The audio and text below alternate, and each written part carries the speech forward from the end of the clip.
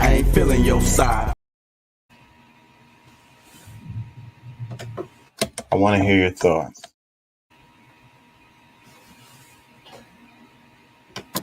Yeah, you know what I'm saying? KCE, King Chaka. King Chaka ENT.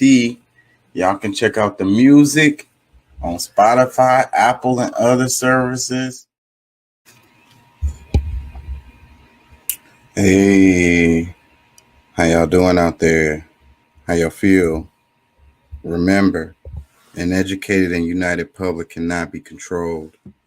Get organized. ¿Cómo estás? ¿Podemos ayudarnos más?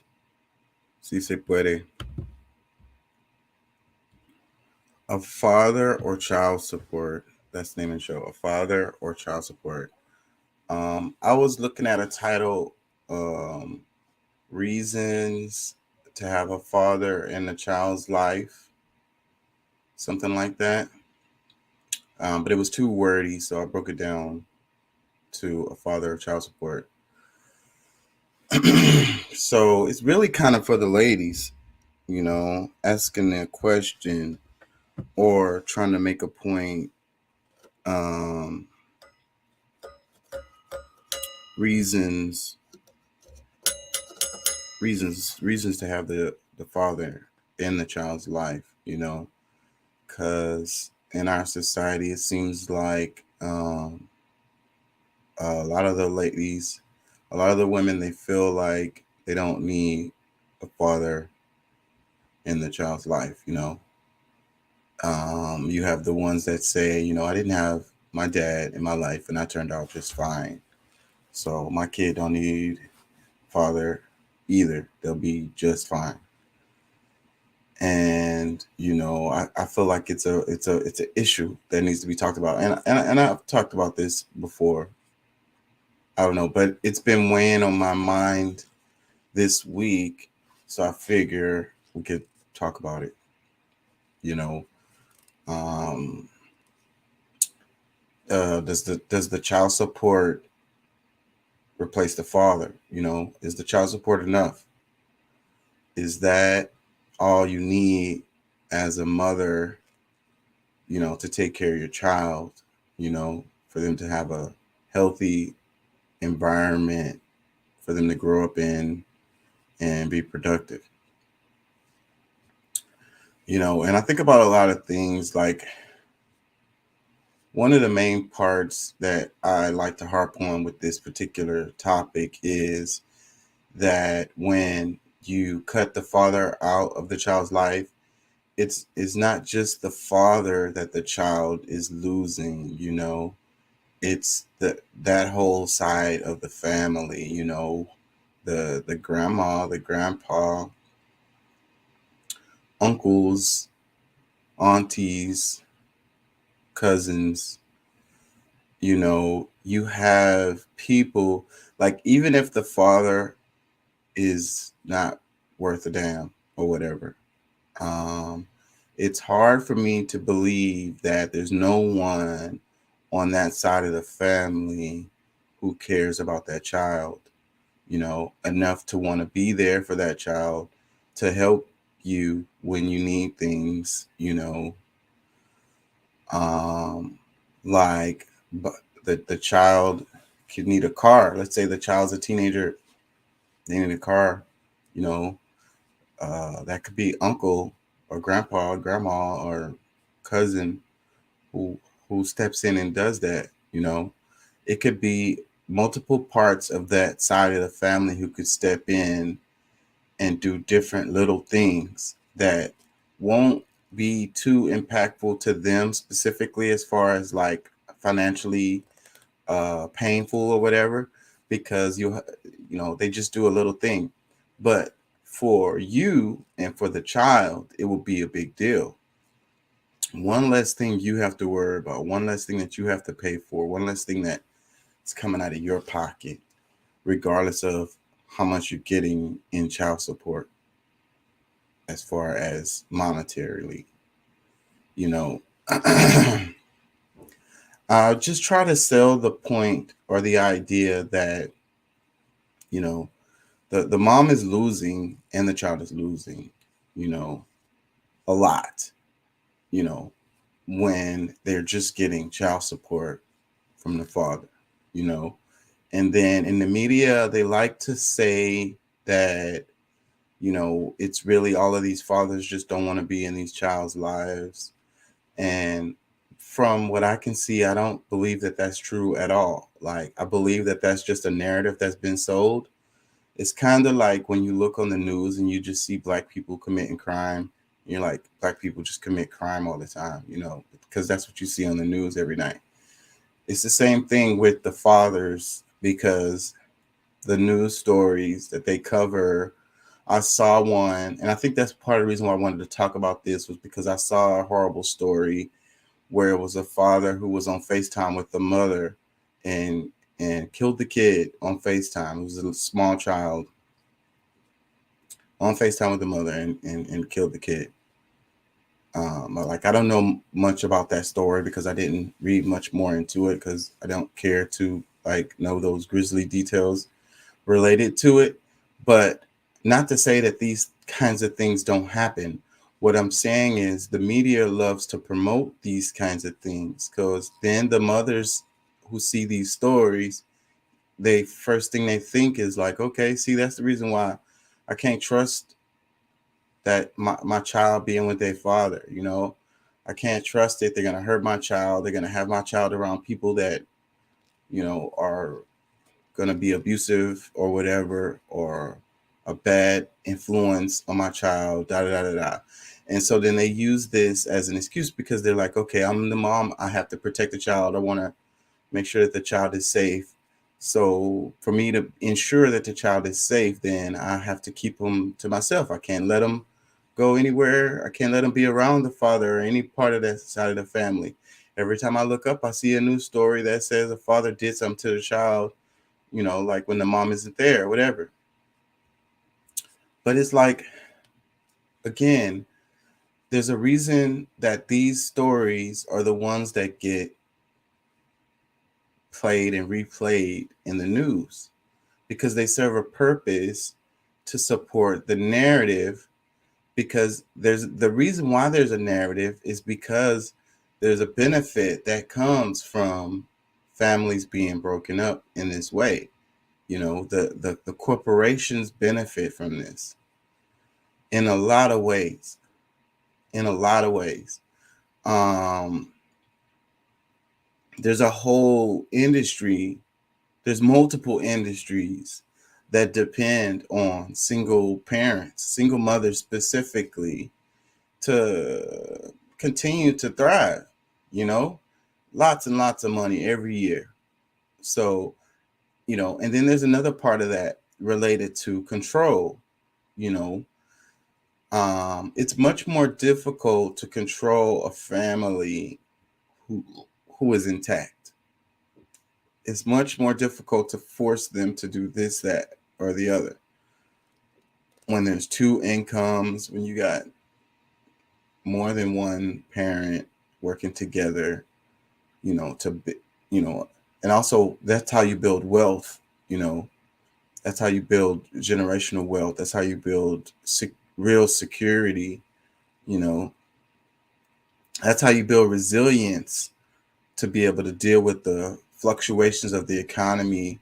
When things, when you have inflation or when you have depressions or whatever. When you're a single parent, especially a mom, then you're at the whims of these fluctuations.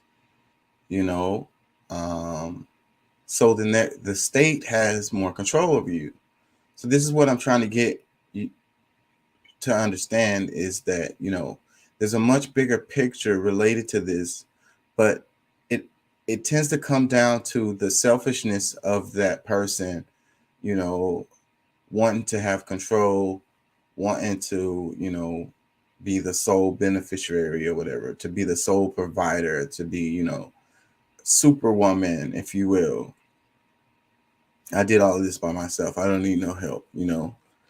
And the powers that be are catering to your ego. They're using you. Okay. And everybody is losing as a result of this, because actually you lose, the father loses, and the child loses. The corporations win because they make more money. Okay. And it's really, really, really simple. And I know that a lot of us can't seem to see this stuff. We're blinded to the reality of these things, because, again, it's our anger, it's our rage, it's our ego, it's our selfishness that they cater to get you to be blinded by it. And then the media stories. So I was talking to somebody recently we were talking about cars, and I kind of wanted to cover the story of downtown Houston. There's a part on Main Street where they're no longer letting through traffic. Um, they had shut it down during COVID, and they saw that those businesses around there benefited from less traffic, car traffic. They were able to have more seating outside. People would go to these places more, and these places made more money. But now they're making it permanent where they're gonna stop through traffic in that area, and it kind of led me down the road of thinking about the future related to like no cars, you know, and you think about all the stuff that comes with that. Like they have certain areas, and I spoke about this before, that are really nice areas that aren't friendly to cars, and they promote walking because they have all of everything that's needed in a smaller area, and so there's no need for the cars because everything is there, you know, and that you could design your cities in that way. So, but look at all of the businesses that would hurt from that. It's like just the cars alone, related to auto insurance, related to gas, related to getting tickets and getting pulled over, you know, parking, all of these industries, and all of this money that you spend, car notes every month, you wouldn't have to spend. So this will be money in the bank for you if you were living this lifestyle that was like that, and you had the benefits of living in an area where there was no need to drive around like that. And I feel like that's the future, and that's the direction that things are going to.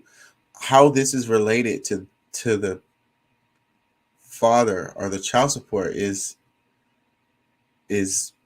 the industries that benefit from, fatherless households. And it's the same thing. So that's my point. I mean, it's really all about money, and it's about control, you know, because when you're struggling and you're living check to check, you know, they there's only so many options that you have. You know what I mean? You're paying your mortgage, you're paying your rent every month. You have to go to work. You have to pay that car note. You have to pay for daycare or whatever. You know, um, you don't get to spend as much time with the child because you have to pay for all this stuff and you have to be gone. And there goes another benefit of having a father in a child's life, so that even the mom, she gets to spend more time with the child because she doesn't have to grind all the time. If you have another income, if you have another individual who's there to help with anything, random things, it could just be housework, washing dishes or washing the clothes or cleaning up the house or anything like that. Like historically, they like to make it seem like that women were always the one who did all of this stuff, but that has never, ever, ever really been the case. That's another narrative that has been sold. When there's a father in the household, then he shares the responsibilities of the household. So those household chores that needs to be done, sometimes the mom can't do it. She don't have time, you know. That's the whole point of having a support system around you so that someone else can step in to take care of business when you can. You know, I mean, I really feel funny trying to sell the benefits of having more than one parent for a child, because it's, to me, it seems like it should be readily apparent. Like it seems like it should be clear, you know. It's weird that we even have to have these conversations. It's weird that we have so many people who think that they can't see the benefits of a child having their father in their life, you know. But this is scientific. It's scientifically proven that children who have a father in their life are more creative, they're more intelligent, they're more productive, they're more emotionally balanced. You know, this is that there's no argument at all. So I don't understand why we even have to have these conversations, honestly. You know, but the conversations need to be had because we have these ideas that is not the case. It's so crazy that we live in a world where there's so much information right at your fingertips, and we can't seem to come to a consensus about data, like facts, like reality. You know, and there's a reason for that. Like I say, the corporations make money, so then they put up these shrouds, they put up these blinders, you know to you know to keep you from seeing what's actually real, what's really reality. you know um the I lost my train of thought. I have an article right here. Let me share. It's on the topic.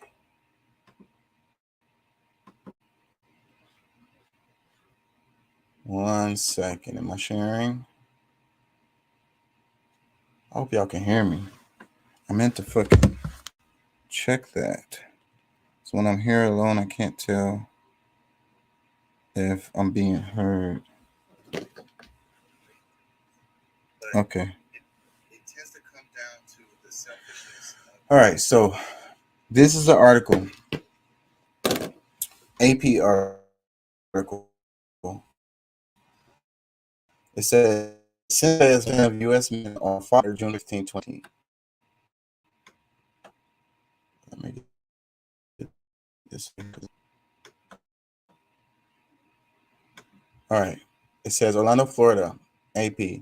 Fathers in the U.S. tend to be better educated than men without children, and relatively few men have children over age 40. These are some of the conclusions in a report released this week by the U.S. Census Bureau, just in time for Father's Day. The data in the report came from 2014, when the Bureau for the first time asked both men and women about their fertility histories.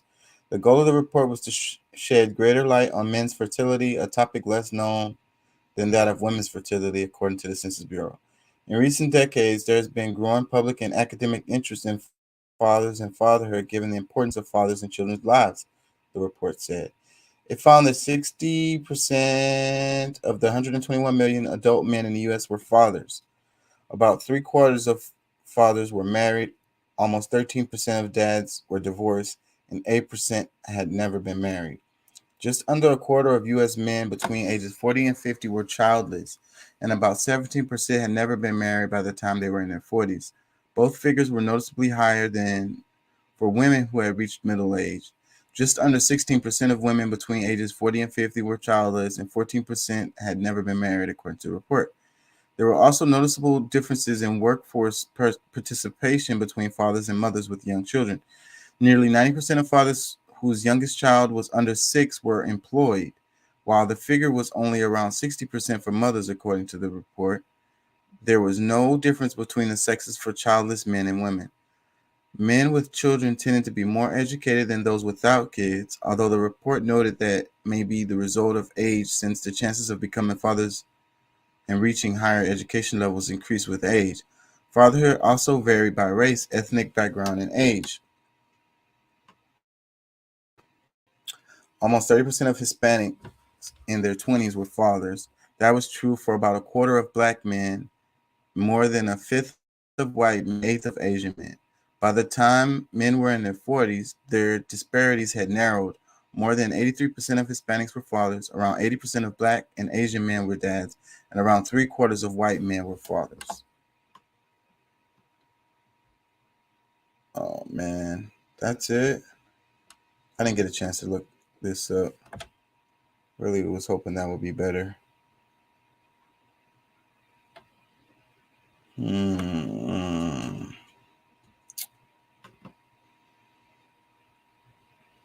Hold on, y'all.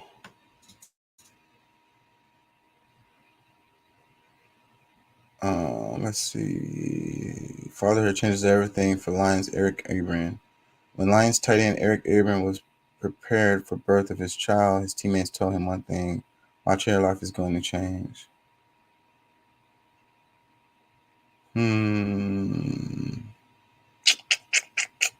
I don't like this list. That again shows how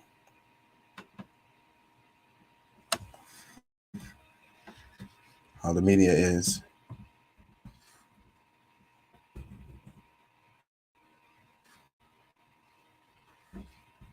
Can't spell.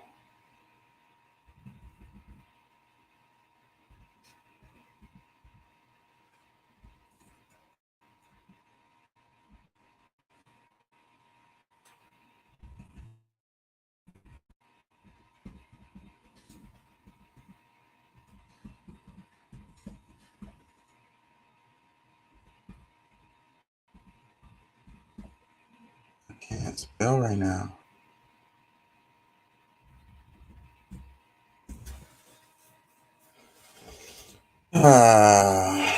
Anyways, I think I'm gonna just come back to this.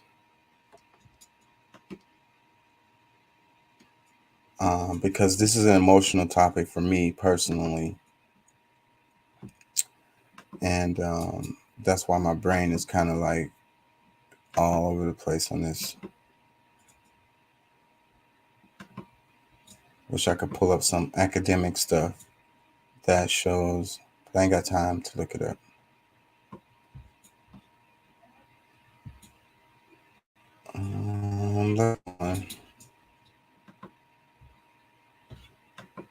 I'll come back to it. Access to free thought and banning. Earlier today, I was in a committee hearing listening to Republicans talk about China. And this is what I heard them say. They said, shame on China. China is bashing access to education, stifling access to free thought, and banning access to information. The hypocrisy that in banishing and talking about bashing China and bashing China, this bill actually does exactly what they say they don't want to see happen. The poison pill in this bill will actually promote violence and bullying in our schools and of our young kids who are finding themselves and trying to learn who they are. So if you support mob rule, then you support H.R. 5. If you support autocracy, then you support H.R. 5. But the Americans that I know, the constituents in my district, support democracy. And that is not H.R. 5. Democracy is about everyone having a voice. Hypocrisy is about silencing people. No one is suggesting that parents can't and shouldn't be involved in the education of their children and in the activities that are going on in schools. Absolutely. In fact, if more parents were engaged, teachers would feel supported, principals would feel empowered, and communities would thrive. But that is not what H.R. 5 is about. So I am here to defend our education system and ensure that our students and our teachers go to school unencumbered by political agendas so that they can live and learn freely about who they are and the history of this country and the world. Thank you, and I yield back. Channel 80. Yeah. So, what's up, Pat? How you feeling? Pretty good, man. How about yourself? I'm all right. I can't complain. This clip that I just played, it says, I was in a hearing listening to Republicans talk about China, and they said China is bashing to access to education, stifling access to free thought, and banning access to information. It says the hypocrisy. So, and what's in the news here in the United States politics is a lot about books that are being banned and all of this and all of that. So, then, you know, the politicians want to do this bait and switch. You know, it's a lot of focus on China. You know, the TikTok thing is really big in the news. Um, anyways, I'm all over the place. What do you think about that? And well, give me the idea. The title of the show is a father or child support, like mostly to the women. What up, Bruce? What do you think about that? The father in the child's life or child support, like these moms who feel like they don't need a father, that the child support is good enough, like that's all they need from the fathers is that money, you know and how important is it that a child actually have their father in their life? Well, I'm gonna say that the child needs both. The child needs money, and the child also needs guidance, and not just one-sided guidance. They need balance. They need both their mother and their father. And as far as I'm concerned, child support is all of that. Like, you know, it's not just writing a check, and since you wrote a check, you're done. You know what I'm saying? Like, I just don't see it as a either or thing. You know what I'm saying? But if anything, if one is gonna outweigh more than the other, it's like especially in this world, the way the world is now, the child needs more guidance. They need a father. I mean, most important, if the father don't have any money, like the father should still have the same, uh, you know, should be able to have the same presence as if he were paying child support. Like that shouldn't those neither one of those should outweigh the other, because, like I said, the child is gonna need all sorts of things throughout their years. When they're young, they need different things than when they're like 2 and let's just say from 0 to 2, they need different things. From 2 to 8, they need different things. From what I'm saying. So all those things are gonna change as far as what the child needs, as far as guidance, and even physical things. So um, the material is one of the things that has been pushed in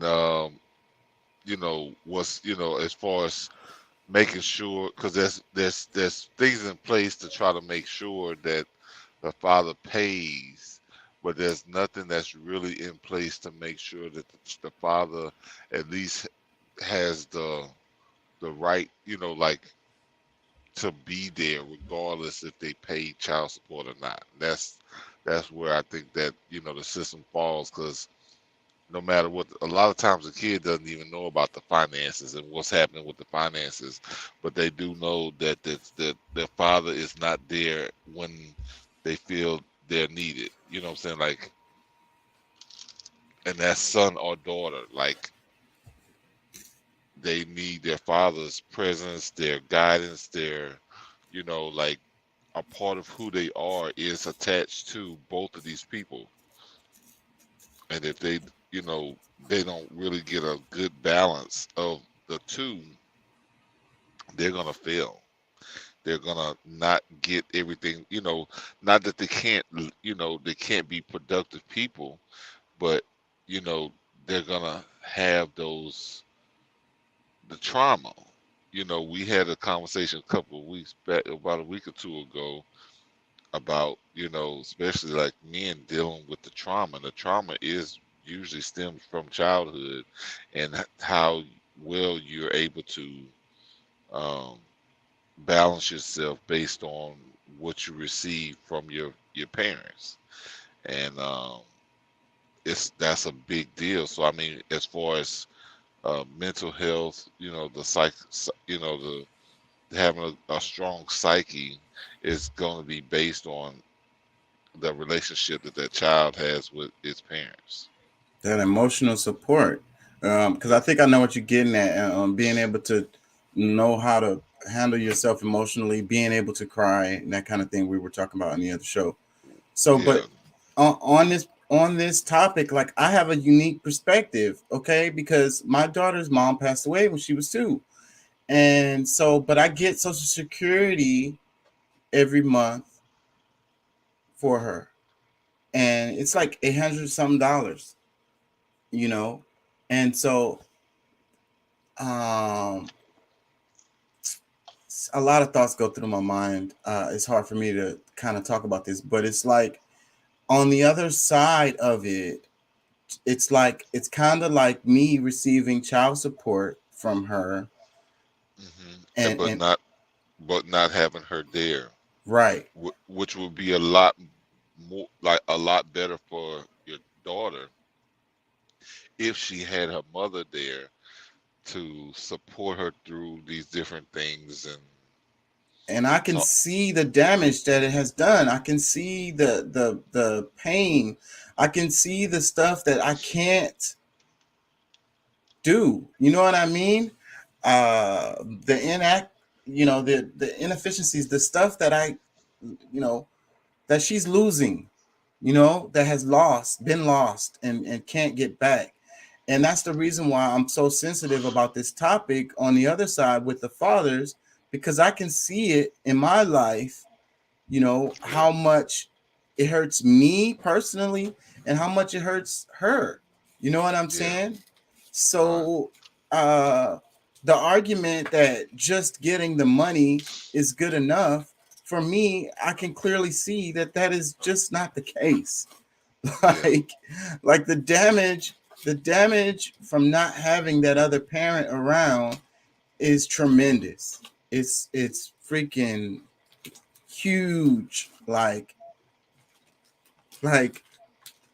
yeah. I, I mean, I Because I can't mean, put it into words. it's already traumatic for a child that because they in most cases they don't understand. I mean, some parents have that talk and okay, well, yeah, daddy messed up or mama messed up or whatever whatever may have happened so that the kid can be okay with because I mean most children want mom and dad both there, same house, you know maybe learning life all together. But when those situations, because these during these days and times, that's not a common thing, or not as common as it should be. But the child, regardless, they feel like, hey, this is, they so if they're not getting that, the mom and dad in the both in the same house, they should still be able to have mom and dad however they can have them. You know what I'm saying? And of course, there's some situations that doesn't that's just not possible, like in your situation. But in the case that it is, like, that should be promoted more. You know what I'm saying? Like I said, I mean, regardless of what money is exchanged, the time, there should be a certain, time requirement that a child spends with, you know, either parent, you know? Yeah, because they don't even know who they are when it's only the one side. And the other part of it, what I was mentioning earlier, is that when you're cutting the father out of the life, you're also cutting out all of that side of the family, you know? And Yes. the child can benefit from any of those people being in their life and helping them, supporting them, caring about them. It's hard for me to believe that there's nobody on the father side of the family that cares about that child. You know what I'm saying? It's just like I can't even fathom that being the case. None of them, grandma, grandpa, uncle, auntie, none of them care about this child. You know, even if the father doesn't.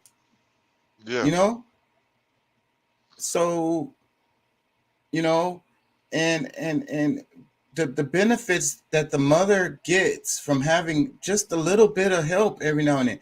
This is what I'd be crying for and have been my whole life. Well, not my whole life, but related to my daughter, is like just a little bit of help here and there. Like I have to do everything on my own. Like, so you have these moms who's choosing this. I didn't choose this, you know. Yeah. But you have moms who are choosing to do it all on their own, and I really don't understand why you would put yourself in that position and hurt yourself that way and hurt your child that way on purpose, making a conscious decision to do this. Like, Nah, it's nah, that insane. makes no, it makes no sense at all. Yeah. Yeah, I wish I had a hand every now and then, I wish I had somebody that I could bounce ideas on that's related to her, like trying to make life decisions related to her. I don't have anybody to talk to that I know that really cares about her like I do. You know what I'm saying? That I can bounce ideas off of and be like, "Hey, so which way should we go with this thing?" Yeah. I have to rely on myself on it, and I don't know if I'm making a good decision, and I struggle with that all the time. I think that a lot of times I end up making bad decisions because I'm like, okay, so my first thought is this, but I'm like, what I wonder what her mom would have thought or whatever. Like, am I making the right decision? And because I'm thinking that way, I hold back, and maybe I don't go with what my first mind was because I'm like, you know, I don't know. I'm not 100%. I'm not sure that this is the right decision. Yeah. And I maybe sometimes I'm too soft, sometimes I'm too hard. So not even grandma, Her grandma is in her life, but I don't like, she's not really like in the position to like be the person where I could bounce off ideas about what to do with her. yeah. Yeah. She spends time with her and so forth. I take her over there or whatever so that she can. That's the part I be saying, like knowing who you are, like knowing who you came from, knowing like, because like you have certain tendencies. Genetics is an effort, and you have tendencies about yourself that you don't understand if you don't see your other side of the family. You know what I mean? Um, but once you do see them, then you can understand. They're like, oh, okay, that's Certain why I things will do. make sense. Yeah, Yeah, certain things will just start to click. you're like, that's why I do such and such, or that's why this, and that's why that. Yeah. Anyways, that's a painful, painful topic right there.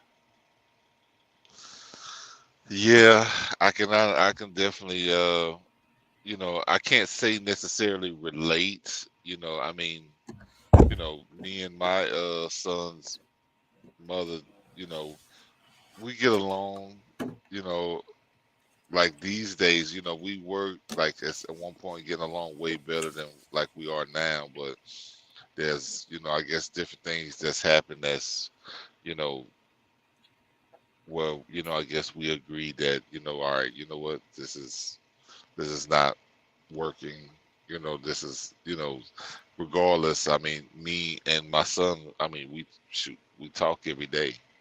So I mean, that's never gonna stop. You need homework done, call me. I'll help you.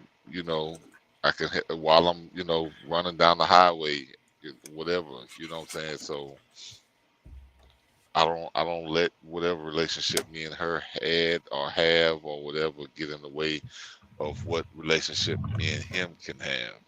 So I just he needs me probably more. Especially at this age, because I mean, sons and their mother is always gonna be like, you know what I'm saying? Like I know how I am with my mom, so but like there's certain things, especially like I said, age wise, how to deal with certain things, and they just not sure about certain things. Like they need their father to help guide them through certain things, and and I'm gonna make sure I'm available to him whenever. it's like on the other side of that, it's like my daughter, whenever she started her cycle, you know, and I went to school for medical assisting, so I know a good amount of stuff, but at the same time, I don't know what it feels like. So I can only give so much support with that. I can only help her so much with that. Having a mom to help with that kind of thing would benefit a lot. You know what I'm saying? Like basically my point is there's certain things that fathers can do that mothers aren't, you know, necessarily able to do. And there's certain things that mothers can do that fathers aren't necessarily able to do for the child. You know what I mean? Yeah. Depending on the genders and so forth and so on. Yeah, I mean, when it comes to that subject, I'm just like, look, I'm gonna have to look. I need to call my sister. I need to call my mom. Somebody's got to come in here and handle this piece for me. Especially, especially I got a daughter. Yeah. Okay. Sometimes you just need that woman's touch. Yeah, and sometimes you just need a father's touch. Yeah. And that's not stating anything on a gender role basis. Just sometimes you need dad, sometimes you need mom. Yeah. I mean, I mean, the whole process can't even come together if it's not both people involved. Like everybody's got to play their part for this child to be here. So that's gonna be, I think, throughout the entire process, each one is necessary along that long road. Yeah, this topic is painful for me. Um, because I get it on both sides because I didn't get have my son in my life for like 10 years. I mean, and that's a long story that I don't really want to get into. So, but I can feel it on both sides. I've dealt with it in unique ways. So I understand how important this is and how sensitive it is and how much impact it has on the father, on the child, on the mother. Everybody is hurting as a result of these broken households. And meanwhile, the corporations are just cashing in, running out the back door with the damn bag, you know. Well, that's one of the things that because I heard I think earlier today I heard something about when it comes down to child support, for every dollar they rake in 66 cents, the government. Yeah, they take bits of it. They don't give the whole amount to the mom. Like they take whatever amount and then they give the mom a percentage of that, you know. So, and that's just one little part of the whole thing. You got the lawyers, you know, you know, and like I say, when a mom is a single parent, then she has to rely on daycares and stuff like that. You know, it's many industries benefit from these broken households. Many industries. Yeah. which was a part of the design at some point. Right. Yeah, nah, I don't like all of that. I mean, shoot, I remember like what was it like $250 a week? The daycare is so ridiculous. The amount that shit costs is so ridiculous. You got parents who decide to one parent it's cheaper for them to not work than to pay daycare because the amount that they pay in daycare for the year reaches almost what their salary is. So Yeah, economically, it makes sense for one of the parents to not work so that they can not have to pay for daycare. That is crazy. yeah. And I mean, sometimes, I mean, regardless, I mean, even if the more, because I mean, for as far as I was concerned, even those like they could have made a little bit more than what we paid in that. The benefit of the parent, that other parent just being able to be there with that child was more to me. Like it meant more, like them, instead of them, some other person raising my child and saying, giving them the do's and don'ts, or the, you know, what you Mhm. call it, the neglect that they may have gotten or whatever. I mean, yes, they were able to be around other children, but and I guess maybe there are some benefit. There's pros and cons everywhere. In any, any way you look at it, there are pros and cons. But But having somebody there that actually cares about them yes, is yeah, there's no gonna be no comparison. Somebody who's getting paid to take care of them versus someone who just cares about them. yeah, There's gonna be the care is definitely not gonna be the same. no, I definitely agree, because I mean, I guess I could have been the me not having a college degree. Potentially, I could have been one of those, the parent that didn't make as much money, and I think at one point my ex thought I would be that one, but I've to this day I'm still not the the least on the breadwinning. You know what I'm saying? Uh, and she's got a master's, maybe trying to get a doctorate now, but still no. Um, this GED still reaches more, makes more money than the doctorate or the master, shall I say, at this time. Yeah. But either way, I'm just saying, like, I mean, because if it really made sense, I wouldn't. I mean, I would do whatever it takes for the family. You know what I'm saying? And of course, my pride probably would have been fucked with at some point, but overall, I mean, for the family, if she would have been the breadwinner, we got a kid that needs to be taken care of, and I'm at home being you know you know the housemaker. I mean, I would have had to, I guess, just do what was best, but I don't know. That's just one of those things where society kind of messes up everything, because it's not about what's best for the family. It's because the man is going to get talked down on Right. about, So you the know, gender roles, the guy's supposed to be the provider, yada yada yada yada. Let's move on. I don't know. TikTok's been in the news a lot this past week. I have this clip right here where it's TikTok CEO Shoji Cruz responds when questioned over U.S. user data. Google, Facebook, Instagram, and YouTube have all been lobbying the US government to ban TikTok because their platforms and algorithms just can't compete with that of TikTok. TikTok is just killing it in Silicon Valley. So, um, and like Doc probably want to get in on this because I was making the argument before about the user data, and they're using that as the excuse of the one of the reasons why TikTok is so dangerous or whatever. Even though I'm not a fan of TikTok, I have to say this disclosure. If TikTok went away, I think it would be a good thing. But I don't think that is the benefits that, or the pain that's being put on these children is not their motivation, I think.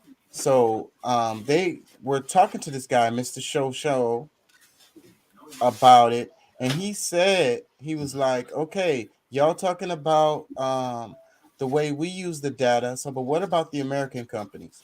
Let me play this. That's my question too.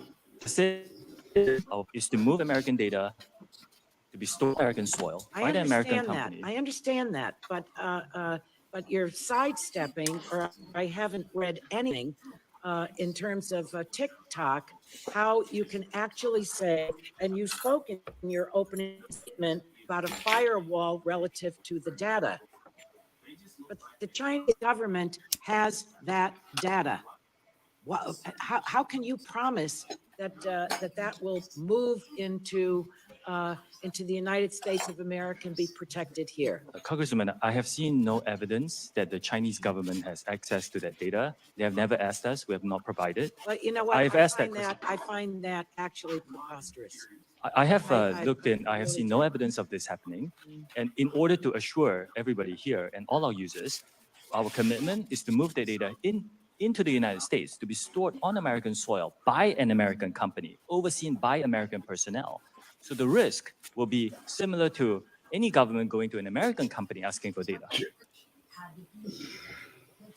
Okay, he didn't say it in this clip, but this is part of that. I think I have another clip on this. Let me see if I can find it.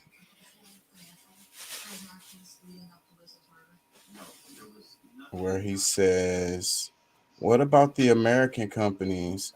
So in that clip, he was saying, we can store the data in American soil. He's going to use whataboutism to avoid it. He's going to use whataboutism. Well, what about what they do to defend and deflect from what? That's a pretty common tactic nowadays. But it's legit. It's not though. Yeah, you're asking a question, but what does that have to do with us asking you about yours? Well, see, that's the thing. I mean, I think that one of the I think one of the biggest problems that we're dealing with today is that, we want a certain power over the world that we don't want to give to the world. And our corporations are doing things, and the reasons why that they feel so caught up about what other companies are doing, or what the other, what kind of power another company might have, is because of how they know that they use information themselves. So the data is king.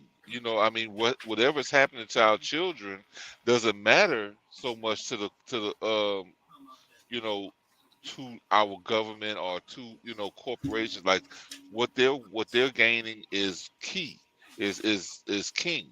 So, but the effects that's having on our children, or even the society at whole, it doesn't really matter, because they're getting what they want out of it. But then when it comes to other companies that may or may not be, who knows? They have the same access, the same. You're literally making the argument of American companies are screwing us over, so why not let other countries do it too? No, I'm not. That's your point of view. That's the defense that's going on. That's the defense he's using. Well, no. Hey, what? Why are you asking me about this? What are American companies doing? That's not the argument that I'm making. That's a deflection. No, that's not the argument that I'm making. The argument that I'm making is that, first of all, I mean, if a corporation, which all of these, Facebook, Instagram, any other corporation, TikTok, they all are corporations. And if one is not being beat up, or like why are you picking me I'm an American company. Like, I'm not sharing information with another country. I'm here. And because you don't have the same deal with me, that because they pretty much these other companies are like American, like they are controlled by the government, like they've made side deals. And the only thing now, they really want the side deal with TikTok and be able to have the access to the data, because that's what's most important to them. They don't care what kind of effects it's really having on our children. They really care about the data. That's where the money is for them. They want the data.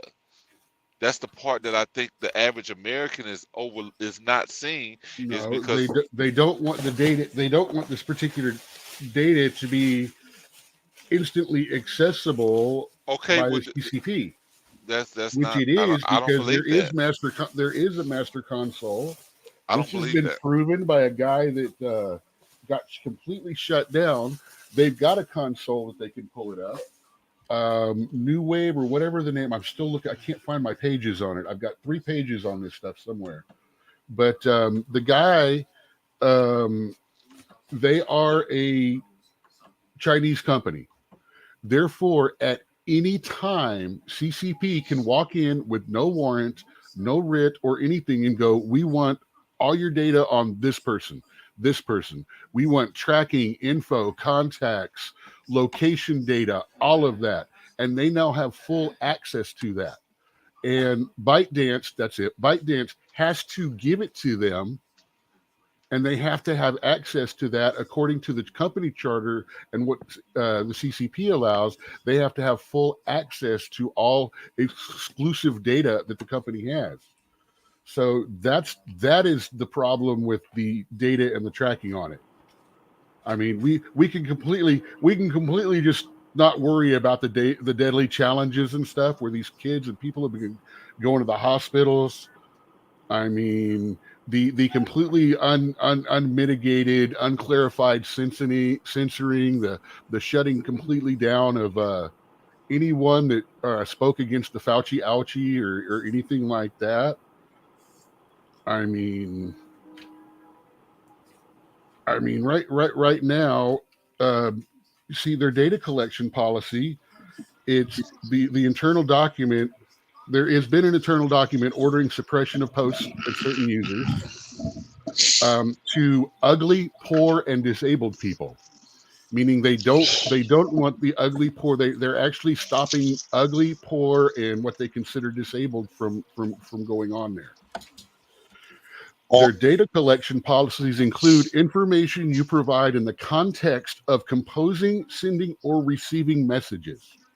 Okay, so in other words, in context, in other words, they can see what you type, even if you don't send it or delete it. They can still see and read your messages.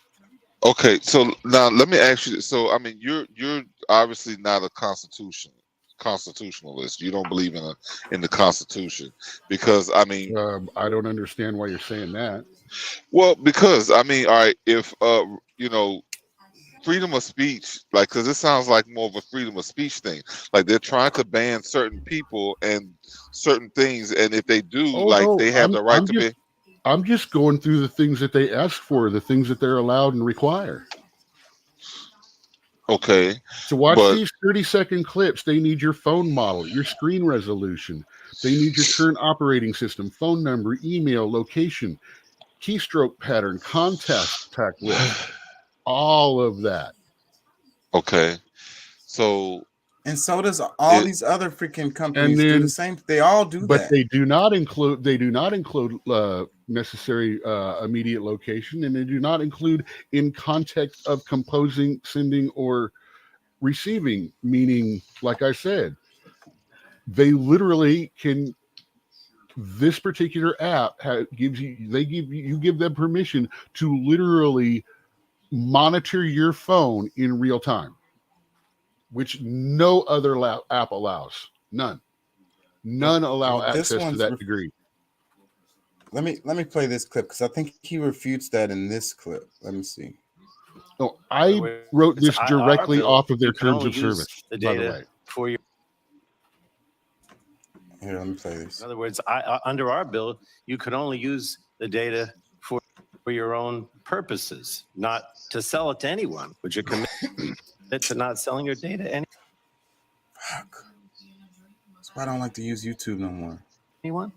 Congressman, I actually am in support of some rules. I around didn't ask privacy. you whether rules. I asked you whether the company TikTok would commit to not selling its data to anyone and just using it for its own purposes internally. I can get back to you on the details Okay, of that. get back to me. All right. Another thing that's in our bill says that we would prohibit targeting marketing to people under the age of 17. Would you be willing to agree to prohibit targeted marketing to people, Americans under the age of 17? Congressman, we have actually stricter rules for advertisers in terms of what they can show to our So users. do you under the age of 18. would you be willing to prohibit targeted marketing to those under 17? That's what's in our bill. I understand that there's some talk and some legislation around this around the country. Well, again, and I'm not interested, I wanted you to make that commitment without the legislation. Since you say you're a good company, you want to do good things, why not? It's something we can look into and get back to you. Okay, I appreciate that. Okay, we also have in our bill a requirement of heightened protection for sensitive data, particularly location and health data. Would you commit to not gathering or dealing with location or health data unless you get affirmative consent from the consumer? In other words, under our bill, those are categorized as sensitive, and unless the person specifically says, I want you to collect that data, you wouldn't be able to. Location and health data. Would you commit to that? Congressman, in principle, I support that, which, by the way, we do not collect precise GPS data at this point, and I do not believe we collect any health data. All right, so would you be willing to make that commitment that from now on you won't collect location and health data without, you're saying at all? Is that Congressman, a commitment? this is data that's frequently collected by many other companies in our industry. I know other companies do it. I don't think they should without affirmative consent. You said you want to be a good actor. So why not make that commitment? But to why are me you today? beating up on me? Yeah, why are you beating We're up on me? committed to be very transparent with our users about what we collect. I don't think what we collect, I don't believe what we collect is more than most see, players my in the problem here is you're trying to give the impression that you're going to move away from Beijing and the Communist Party. You're trying to give the impression that you're a good actor. But the commitments that we would seek to achieve those goals are not being made today. They're just not being made. You're going to continue to gather data. You're going to continue to sell data. You're going to continue to do all these things and continue to be under the aegis of the Communist Party through your organization that is used. It's our politicians tend to do this thing where we project what we already believe to be true and don't even listen to the people answering the damn questions. Exactly. I listen And to then- him, but- and you know what? Business as usual. They're not going to change a thing. You know why? They don't have to. All he agreed to do was make sure that we had permission to do that. Therefore, when you say yes on your user agreement, all they have to do is include everything he said in there. They don't need specific permissions because it's specifically listed in the user agreement. So they're not going to change it. I mean, I probably wouldn't either. Like, I mean, first of all, like, okay, if they know that the big money in social media has nothing to do with, what they provide the people, what the people are able to do with it. It's the data collection. Like that is what is the big deal in any of these conversations. It's because it's big money in it, and I guess whoever owns that data controls it and how it's used, and they want to be the ones who can say or have the power at any moment to have that data. So us talking about regulations and this and that and the third, it's all about the power, and really them having first dibs to the data over anyone else. That's what our government is arguing about. And they've what if you go, I mean, come on, I mean, am I wrong, Mr. Laughter? Am I wrong?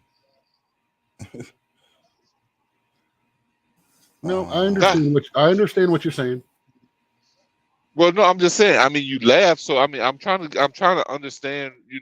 What's this about? I mean, what am I missing? Am I just shitting on the microphone right now, or like, am I making no sense at all? No, it's like I said, it's one of those things that we're seeing the same things, but we're not, and it's okay because I know what you're saying and talking about, and it is about the data, and it's about who has access to it, and it's about guarding access to it. I agree with all that. Okay. I'm just I'm just saying, like, I mean, the laugh really kind of, that's what stopped me, because I'm like, okay, well, maybe you can enlighten me more, because I mean, if it's something other than that, I want to see it too. I mean, I'm trying to get, hey, if this is something that is a potential problem to us as a people, because no matter what, this I don't. The whole thing was actually was trying to narrow down and reshape what I was saying. So it's like there's nothing I disagree with from what you're saying. I mean, Okay. I don't agree with the limited scope of it, but that's fine too. It's much more simpler than, because I mean, I don't think that what it's doing to like, let's just say the effects it may have on our children is not the focus. They don't care about what they might have access to and this, that, and the other. No, they want the data. Well, yeah. Well, see, that's just it. I have been talking about that all along too. Like the health damaging and deadly challenges, the very fact of what TikTok does, exactly. its promotion of alternative mental health problems, like all this dissociative ID where they're actually thinking that they have it, and not stopping these kids from spreading actual real mental illness or developing themselves.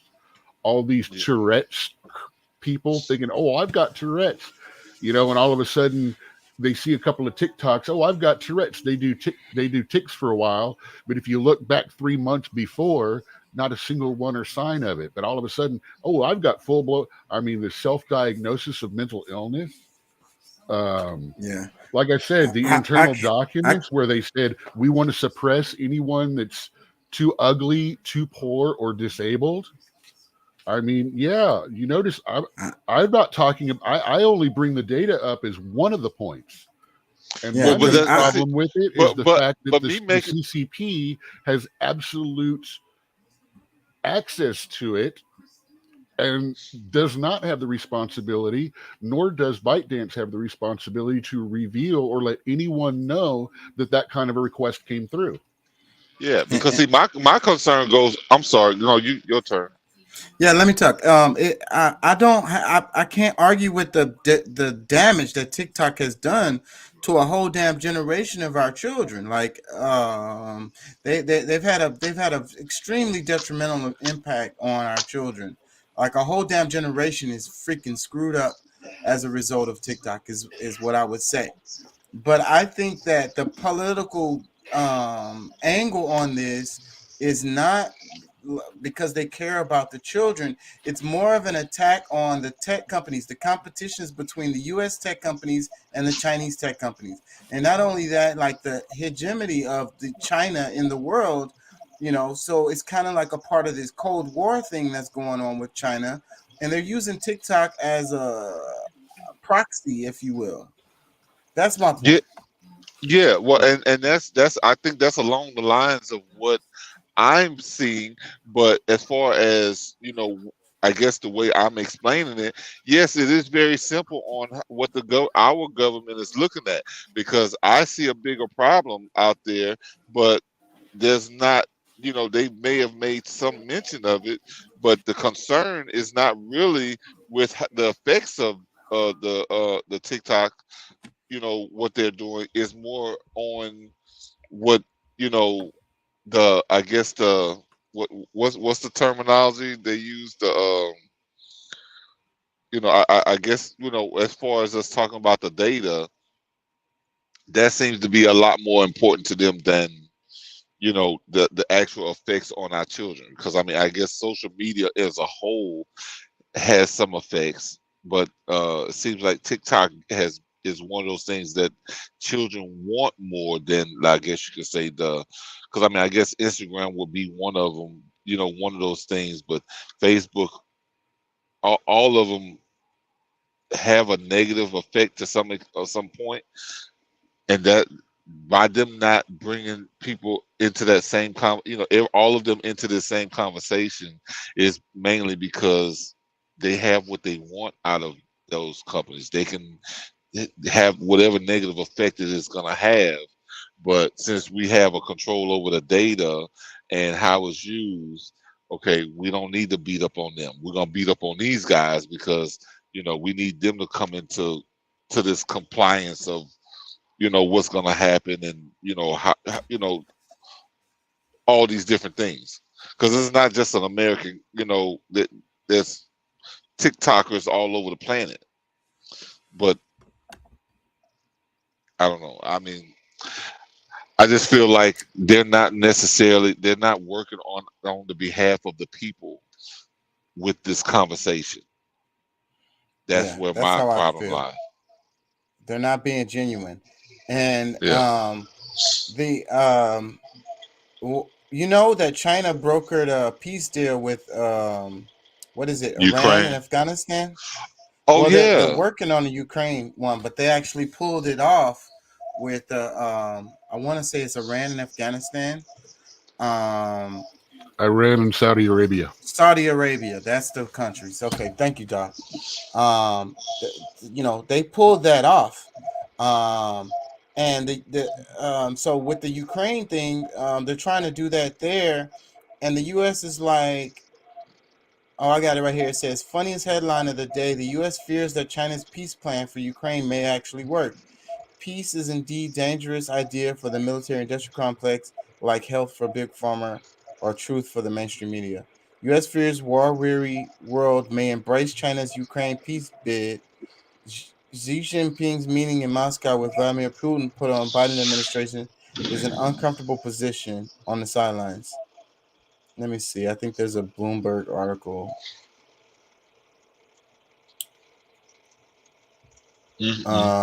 So this is connected to the TikTok thing in a way, because they're just attacking them in all different kinds of ways. Like I say, it's basically a proxy war, an economic tech war. So this is Bloomberg. It says U.S. fears a war-weary world may embrace China's Ukraine peace deal.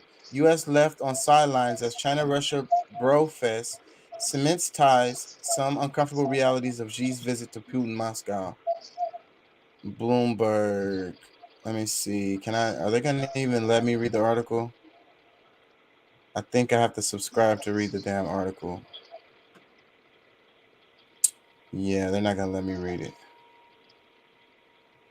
Damn.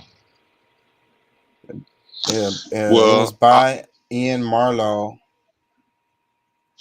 Let me Well, read just a and little bit that I can see. It says March 22nd, 2023, Xi Jinping's meetings in Moscow with Vladimir Putin put the Biden administration in an uncomfortable position on the sidelines as two adversaries discuss a Ukraine peace proposal that the U.S. has deemed unacceptable. U.S. officials have publicly expressed deep skepticism about the Chinese idea, saying it called for ceasefire will renew Moscow's invasion by cementing its territorial gains. I can't read any more of it. That sucks how they got this shit.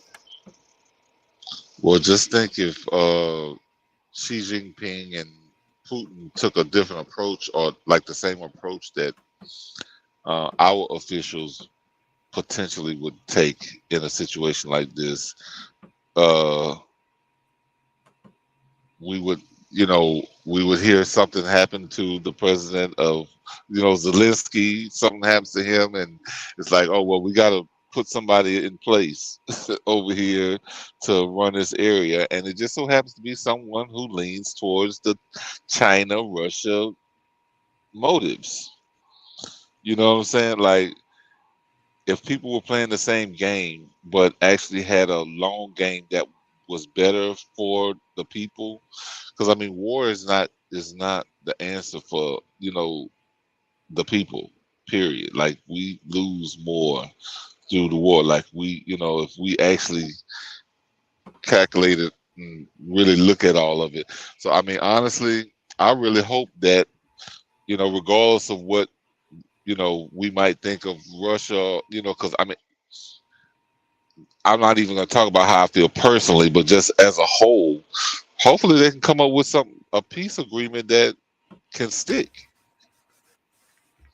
But we also know that there's going to be people that's not going to be for it, and will be doing things behind the scenes that can still affect it. So false flags, you know what I'm saying? Like, this is a serious thing right now, because if, like, just like the comment you just read, peace in the world means failure to some people. Like, if there's no war, they're not making money. So let me move on to this topic of the books. I like how he mentioned cementing territorial gains, Well, it's about book meaning of Russia course. keeps 2 the years land ago- until it gets rolled over. Say that again. Yeah, that's I what said, the the comment was cementing territorial gains was part of the peace agreement that Yeah. they're trying for Ukraine, which means Russia gets to keep the lands it rolled in on, which is the goal in the first place. Yeah. Well, that's what some of the comments were saying, and I get it, but at all cost to the last Ukrainian, like peace needs to be what we're fighting. What Oh yeah, This the continuing- world is going to capitulate to this invasion just like it has the last 9. That's just the way it's going to happen, and that's just the way it's going to be.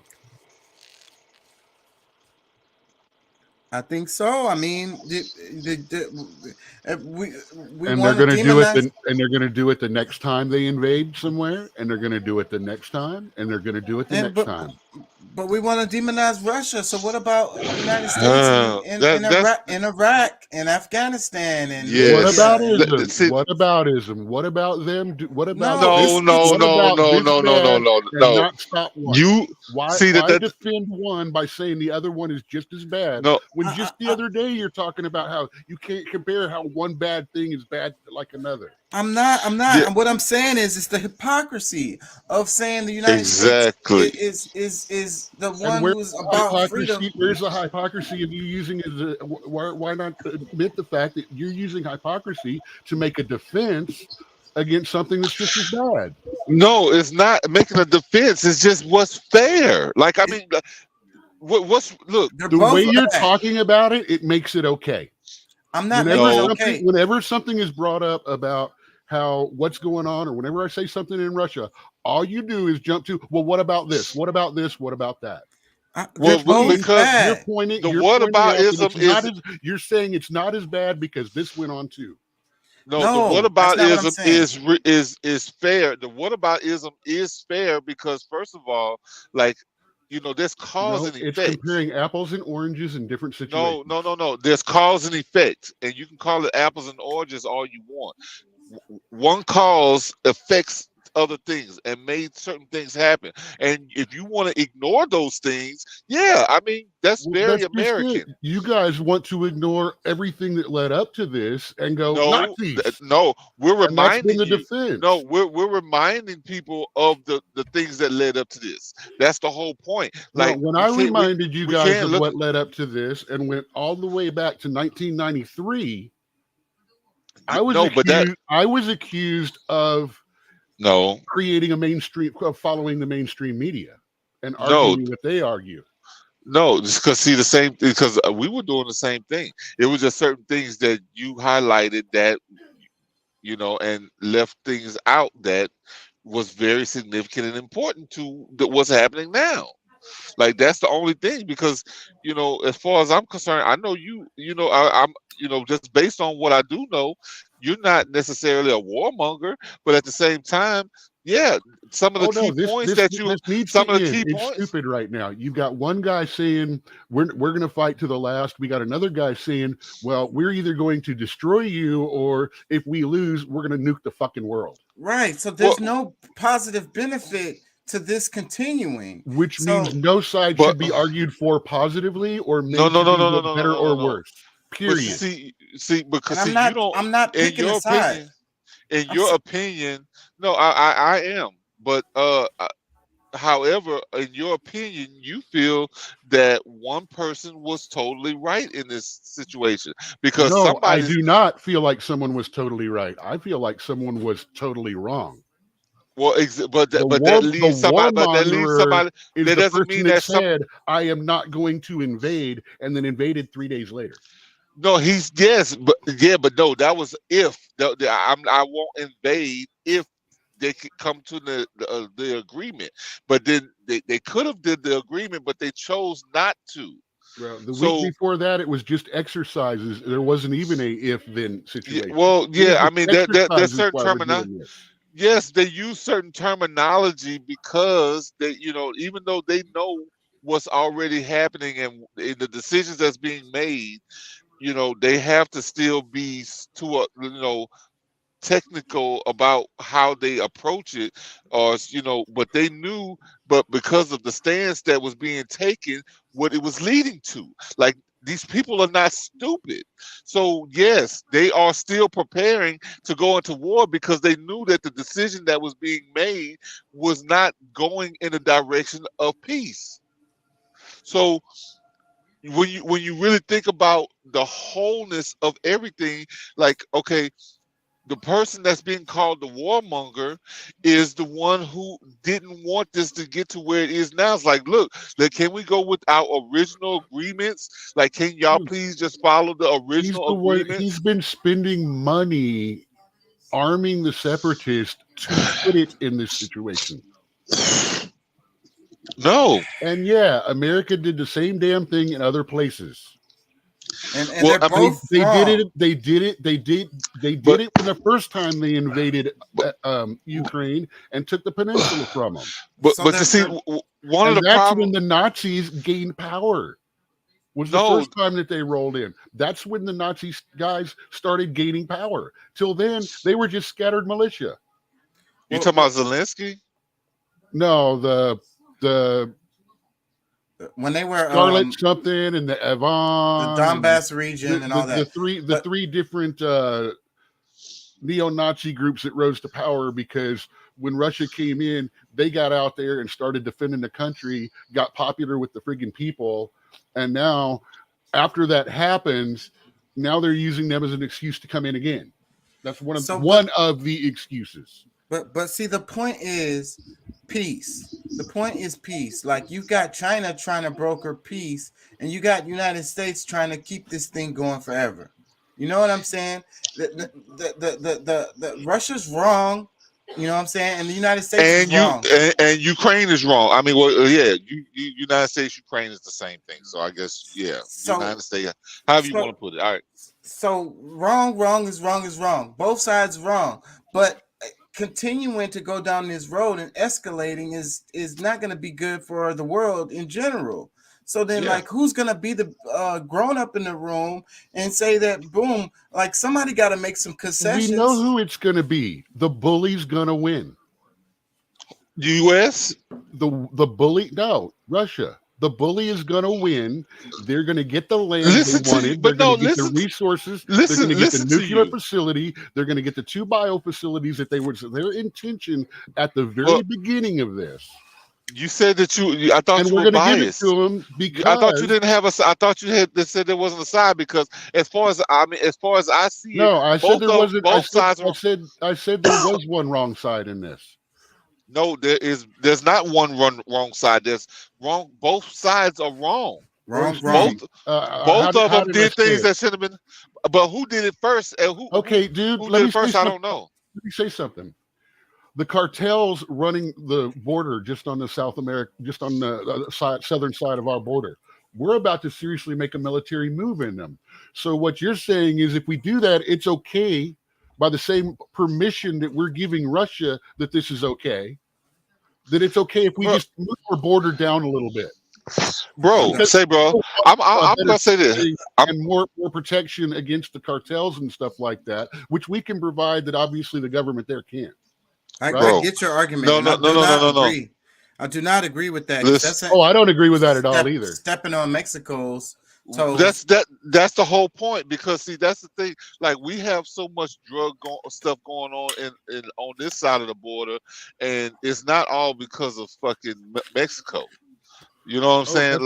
That's why I didn't say anything about drugs, this and that. I just mentioned the cartels that have been pretty much But running that's- the border but- for the last but since the 70s or 80s. But bro, see, and that's the misconception And that now I they think the run people half don't or understand. more, about is- 60% of the street gangs in the United States now too. Say, bro, look, the government always has control over what happens there. If they didn't want those things to be happening, they wouldn't happen.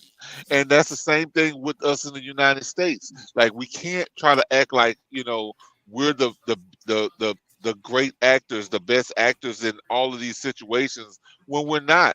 Like a lot of what's going on in Mexico is result of what America has been doing, or United States has been doing for decades.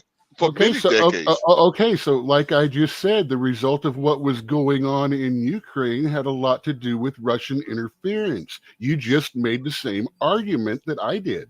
What Russian did I? Okay, because if it's us that has caused the problem in Mexico, and we're about to go in because the problem in Mexico, that is exactly what Russia just did to Ukraine and the Crimean Peninsula and 7 other countries before that over the last 20 years. But listen, because Zelensky does not want to work with Putin, which he was able to do in that same region decades for at least a decade or so with the other president in place. And him trying like that was a specific thing that like instead of bringing United States involved, they could have had the same kind of agreement and fix their problems in their own. Now's where we got to ask what is going on between 46 and Zelensky that's worth burning an entire country for. Burning the whole world for. Thank you. Oh my God, bro. That's the first. I mean, we have to realize, like, Obama didn't care that much. Hey, I mean, we got a lot of same ideas. We're just coming at them from different directions. Well, I know, but no, I think that maybe because I'm not going to give Russia a break. Period. End of statement. I'm not trying to. But see, but that's the thing. I'm really not I mean, I guess to some extent, I'm like, telling it sounds like I'm for Russia, but I'm just like for truth. And it's just certain things that, like, bro, like if you were in power, like you're United States citizen, if you run in Russia and then certain plays have been made in your area that, okay, like you're putting biolabs in a country that's near mine, and these things are being done without any real consideration of anybody else in that region, you're gonna have concerns, and you're gonna be like, wait a minute, what's this whole, like, what's the point? What are you trying to do with this? And when just the idea that you're asking makes you a problem to them now, because it's like, okay, like you're building things up in his backyard that could kill him and his own people. So yes, it is his business of what's going on over there. But on this topic, I have to say, on the subject that y'all just said, the point that y'all just made, I have to say that the progression of this has been beyond just one administration. This has been going on for a while. So yes, you can't just say that this latest administration, and that's what I'm saying is the deep state, the military industrial complex are the ones that's really running the show.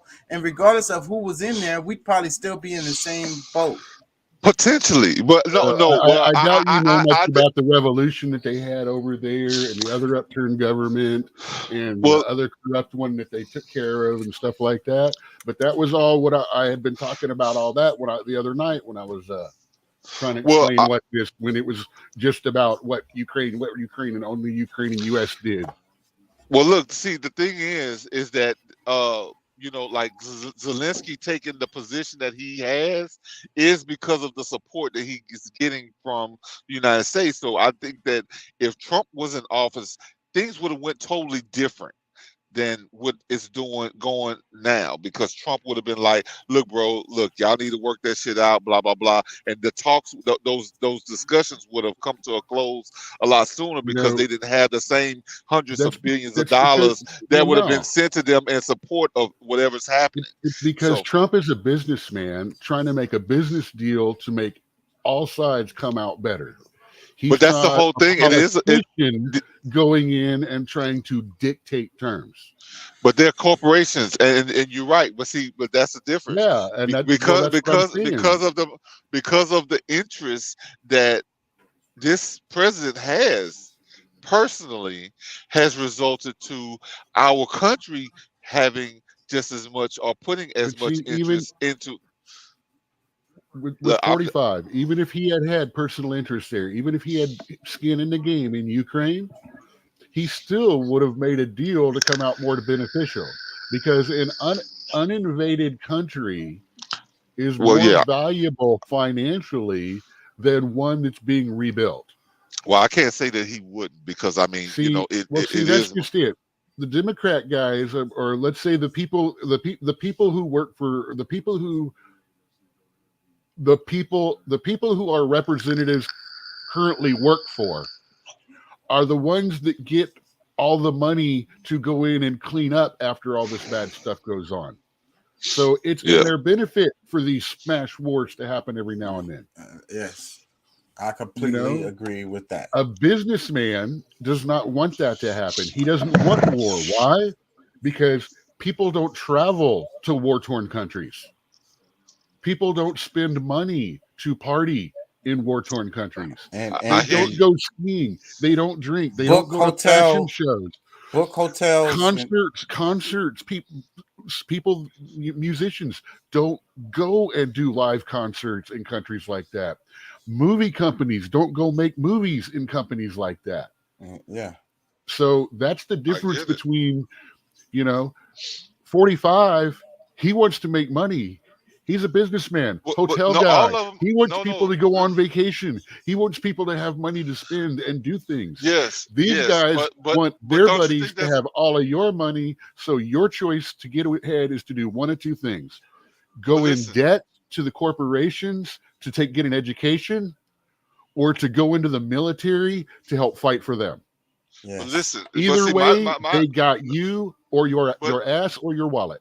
But listen, I would rather them have my money in one way than in the other, because they got my money one way to, like, they still get the money, but I mean, in order for them to cause damage around the world and people die and this, that, and the other behind some stuff that could have been fixed by conversations, and still have all of these things, you know, them still making money from the people. Like, I would much them get my money through peaceful times than through all of the war.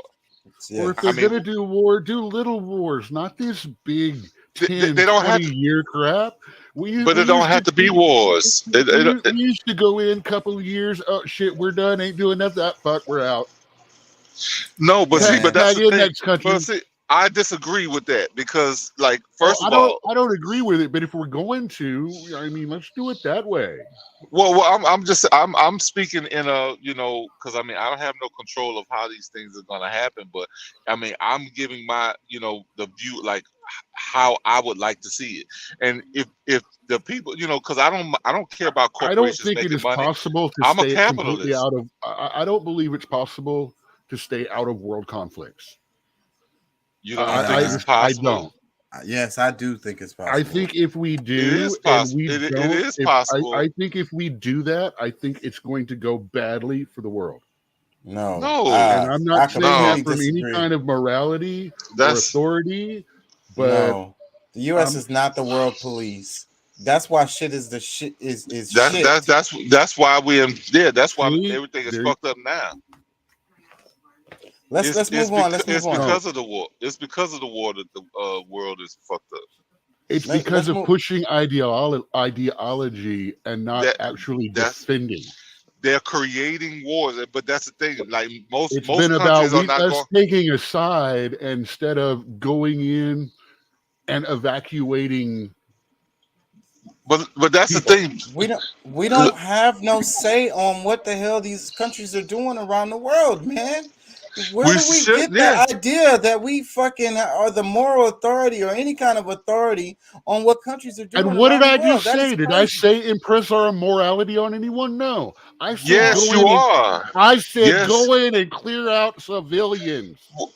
That's still not. That's not our job. That's not our position. Okay. So see, that's another one. Give life, help this, help that. We'll just send them billions of dollars that go into the hands of whichever warlord ends up getting to the ship first. Give no money. No, exactly. Oh, don't give America anything. First. America first. Don't give them any money. Here. Don't help them at all. Just let them die, starve, and all that. But these things. Listen. Let that shit work itself out. They gonna come over here and help me. I don't see none of them coming over here and helping people in my damn community. No, I see him coming over all the time, right through the southern border, right into the BlackRock housing, right on planes from Pakistan and other places. And helping 500,000 of them from Ukraine. They are coming here and to fix the United States. See, that's the part that you totally ignored. That's just it. They're coming here anyway. Not to help. But that's not the point. You ignored the statement. They're not coming to help. All right, let's move on. I want to talk about the books. I got a couple clips. Let me play this one. Well, book banning, of course. 2 years ago, 1,500 books were in the United States of America. Here are 3 of the books that the right wingers have been going after. Khaled Hosseini's The Kite Runner, about the dangerous fanaticism, authoritarianism, and abuse of the Taliban, a right-wing religious fundamentalist movement all about censorship and repressing women's control over their own bodies and their own fertility. The Handmaid's Tale, Margaret Atwood's extraordinary dystopian novel about a right-wing misogynist movement which uses high technology and depraved religious ideology to control not only the minds of their followers, but the private and public lives and the fertility of women. And of course, George Orwell's 1984, because they have no sense of irony. They're always trying to censor this one. Mr. Chairman, Gentleman's time's expired. we need more politicians reading books Gentleman's in time- America and fewer politicians trying to censor books in America. You And may continue. it's amazing to me, thank you, Mr. Chairman, it's amazing to me to see politicians who oppose a universal violent criminal background check and who defend assault weapons after the massacres at Columbine, after Parkland, Florida, after Sandy Hook in Newtown, Connecticut, after Uvalde, after Santa Fe, Texas, that they are now going to keep America's children safe by banning The Handmaid's Tale in 1984. We can do better for the children of America. Okay, I think this guy was making a good point. Before y'all make comments, I got one more clip on this. AOC, where is it? Hold on, let me find it. Give me a second. She mentioned some other books. Hold on. Where is it? I need to get my books written and done. Banning books put out and there. not about harming the LGBT community. But before See, you claim listen. that this is not about banning books and not about harming the LGBT community, let's just look at the impacts of similar Republican legislation that has already passed on the state level.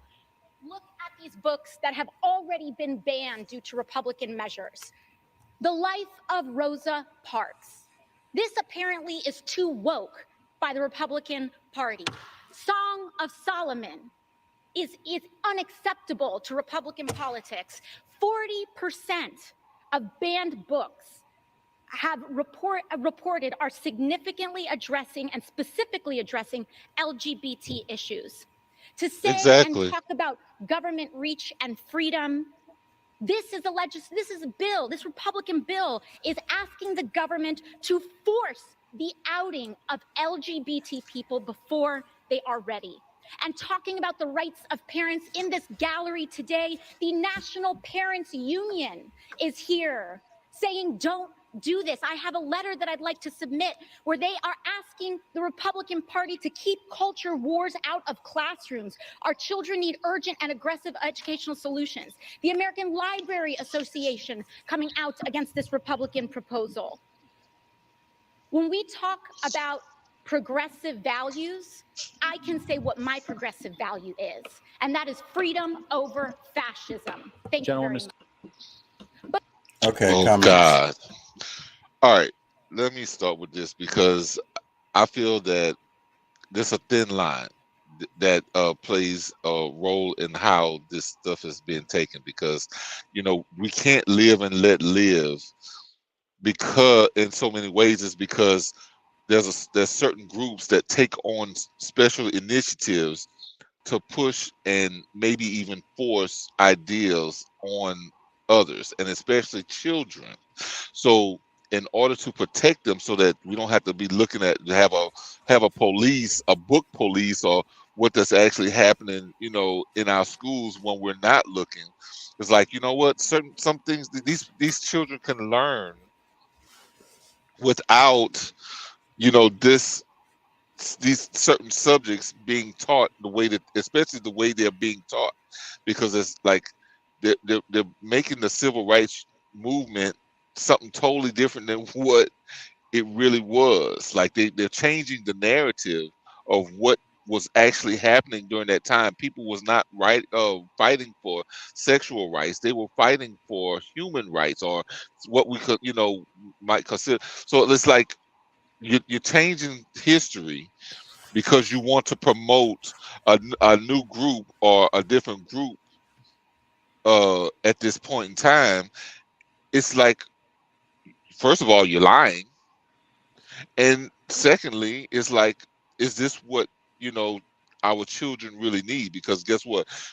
These first formative years is which they want to use to try to guide their minds and send them, have them focus on, give them a certain ideology at a certain age, so that when they become adults, that it's just already embedded in them, no matter, what may come out of it when they get older. So I I somewhat agree because I mean, totally banning the books from existence might be wrong, but as far as putting these books in children's libraries at school might be. Yeah, but what books are we talking about here? And I think that a big problem related to this is when ALC uses like the LGBTQ thing. I think it's bad branding. Like when they say CRT, Because that's what she's really protecting. I'm sorry, but I said that's what she's really trying to protect. Is that not to go ahead? I think it's bad branding, kind of like with Black Lives Matter or when they use CRT or when they say defund the police. These are perfectly these branding are perfect for dividing people without them knowing really what the subject matters are. They just latch on to the LGBTQ thing. So because like Rosa Parks, what does Rosa Parks book have to do with LGBTQ? Exactly, but that's the whole point. They've made her story into something that it's not. Well, no.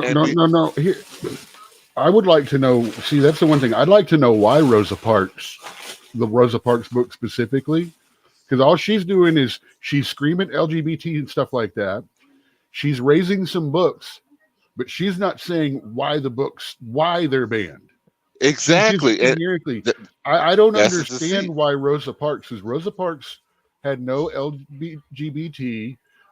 She was married to a man. She worked. I mean, matter of fact, she wasn't even the first one that did it and got arrested for it. Most people don't know about Claudette Colvin. It's not ALC's position to say why they were banned. It wasn't even coming because it wasn't even her party who decided to ban those books. But that's the thing. But she knows why they were banned. But see, that's part of what the people need to know and understand. Yes, we have given them the ability to do stuff like that. However, on public review, we also have the ability to undo it. And the other clip, the first clip that I played, Handmaid's Tale. Handmaid's Tale. I was about to say that is I understand why that one is banned, and especially in lower grades. I mean, ritualized rape, misogyny. I mean, it is actually a bad and it is a difficult book that children need to be a little older, maybe 10th grade, 11th grade, 12th grade, something like that. But if it's totally banned, that's not about those. That's the thing. Totally banned. Stop. Okay, stop right now, and you got to stop using the word banned like you're a sensationalist. It's not banned. It's not banned. That's what they use. It's restricted. It is not available in the school library. Yes, and that's what they're having a fit about. No one is banning the book. Thank you. I'm glad you still have access. That's something that we need to make clear on this. And that's what leftists do. Is that the as far as these Democrats these days, that's what soapbox they do. Keyword ban. No. I get it. So, but then, what age would you feel would be appropriate for a child to read Handmaid's Tale? So should it be not allowed in none of the schools? Well, like I would say an adults. I understand where a lot of parents would say not in high school. Myself, I would say 16, 10th grade, 11th, 12th grade. Maybe.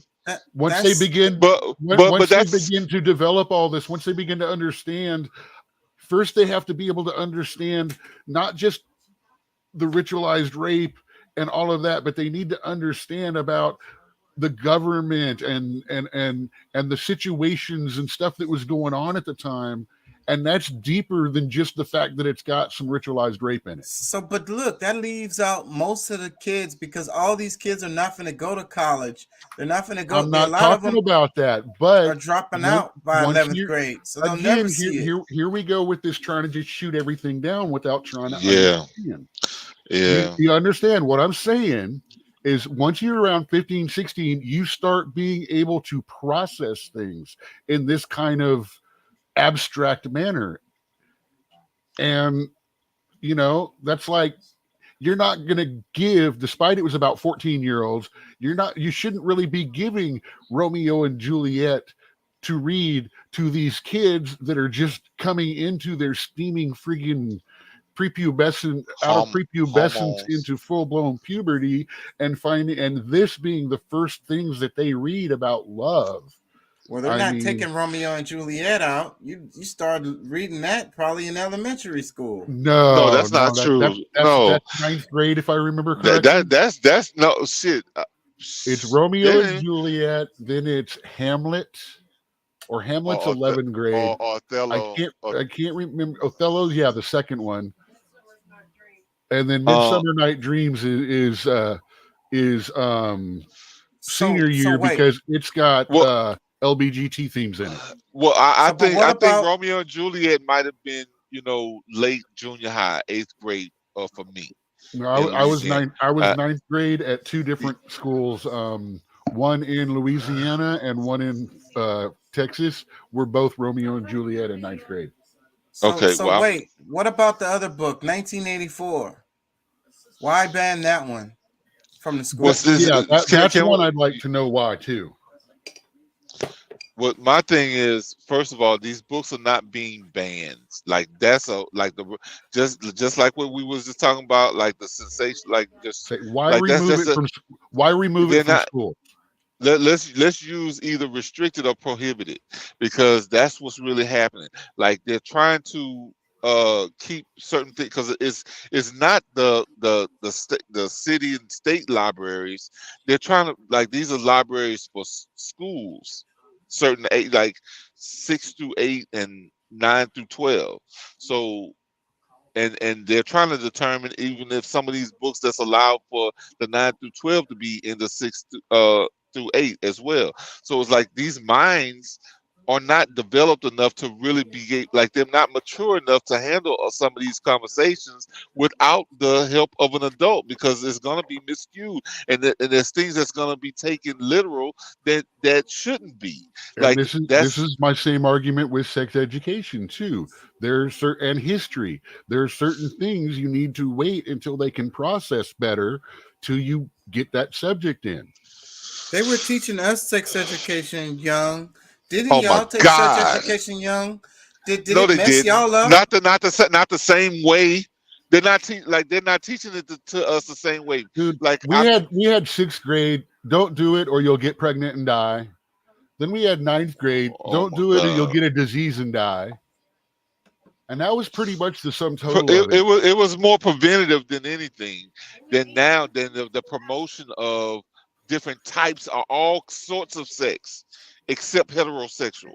Well, remember, I was a senior in '86, so I came up through the age time when it was just don't do it or you're gonna die. You're gonna get AIDS. It's just don't like sit on a toilet with seat. Church. It's almost like with church, where like it's certain things that you know, that's happened through, or I guess in the Bible, that you're not going to understand it until you get to a certain age. But there's different ways that you can teach it.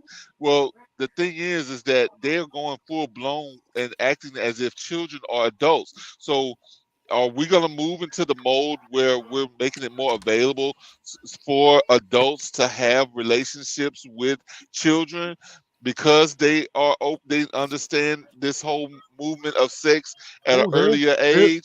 They're working on that right now. Look, I know. I know. Are we going to be promoting? Check out the topic MAP. I already know about all of that. That's all. Yeah, MAPS, like, that's minor attracted persons. They're trying to claim part of the alphabet crew, and the alphabet crew is going, oh hell no. Well, not all, because some of them, like some people in the, you know, as far as we are politically, that was the whole purpose of bringing in slowly and surely the LGBT, is so that they could get these people put into the mix. Like that was like part of what they were trying to do from the beginning. And I remember when Hillary Clinton was pushing what was the Sharia She was pushing the whole idea of bringing Sharia law She to was wanting to. No, she was going to allow certain communities to allow themselves to use Sharia law if they chose to. well, And that's that got shut anybody. down. But It was like these Muslim communities where they all come in no, and move into a I neighborhood. know, but He was do talking you know how about. many Christians would have changed? You know how many Christians would have switched over Oh to no, she wasn't Islam talking if it? about. She wasn't talking about that. She was talking about Sharia specifically. No, I understand, but that was supposed to be a whole. It wasn't going to be just for certain communities. That was going to be for whoever felt they identified with that form of government, which would end up being a lot more people now that's claim they're not. Well, that all dropped off being unconstitutional anyway, because it's actually in the Constitution that there is no other law than the Constitution and of the land, and then the states provide their own laws and access to laws otherwise. Yeah, I mean, we really have to be careful and not trying to push every little thing on our children, because we don't want to, like, because I mean, like, certain things is like very sensitive that someone close to you, because I mean, you're opening up where teachers are having these relationships or discussing very sensitive things with children that will be like, bro, like, we gotta care enough about our children that we're not just opening them up to shit just because one person, might be offended. We have this non-binary guy, basically makeup, beard, literally going, come and talk to me, kids. Sometimes your parents don't understand, and if you just need a place to listen to, come talk to me, through my Patreon, and he actually sat there and said, if you're trying to figure out whether or not to go no contact with your family, I can help you with that. And he specifically you know what I'm is saying? addressing kids who are in the area, and they won't touch this. They won't take him down, and he gets. And so you know who's complaints. going to be affected by this a lot? I'll send you a Blair White reacting to one of his videos. You know who Blair White is. I put stuff with her up before. I think I may have heard of him, but I'm not certain. But That's but my thing is, conservative trans girl that rips into the insanity of the alphabet community. yeah, I think it's a lot of it is insane too. But the main thing, transgender, like I know them. Yeah, I mean, because this is like with my aunt, like, I have an aunt, she's gay, but like she ain't really into, like, look, I'm gay. I don't know what the next person is, and they got to discover it for themselves. You can't be trying to push that on children, because like they're gonna figure it out. They're gonna have feelings. They're gonna, like, they gotta live life just like you did to discover that you were or what you are. And regardless, and that's the thing, you need to leave the room, that room for them to be able to figure it out, instead of bombarding them with just one idealism. Well, see, like, I mean, that is not promoted. Right now, Heterosexualism is not being pushed anywhere. It's not just that. There, one thing going on right now is called transing away the gay. It's actually, in a lot of social circles, more acceptable to be trans than it is to be gay. I hear you. Let me play this. That, people are sitting there and doing this, and the problem is doing this with kids who just really, they feel weird. Every day is feeling weird, man. You're weird with your body. More is happening. Weird, juicy things here. Pimples, itches, pains. I don't know from one day to next what the hell's going on. I just want to fit in with my friends and all that. Oh, they'll accept, as long as me, instead of feeling like I like boys, well, I don't. Maybe it's not because I like boys. Maybe it's because I'm really a girl inside. And they don't want me to hang out with them because I'm gay, because, well, I'm still a guy, but I can be trans, and everyone's okay with me now. Yeah, well, and you know what? And yes, you're actually getting applauded because you made a decision that you're still not really certain of, and you feel like, okay, you like the attention that you can get through this medium, but like, you know, you're still not happy because guess what? Why would God do this to me?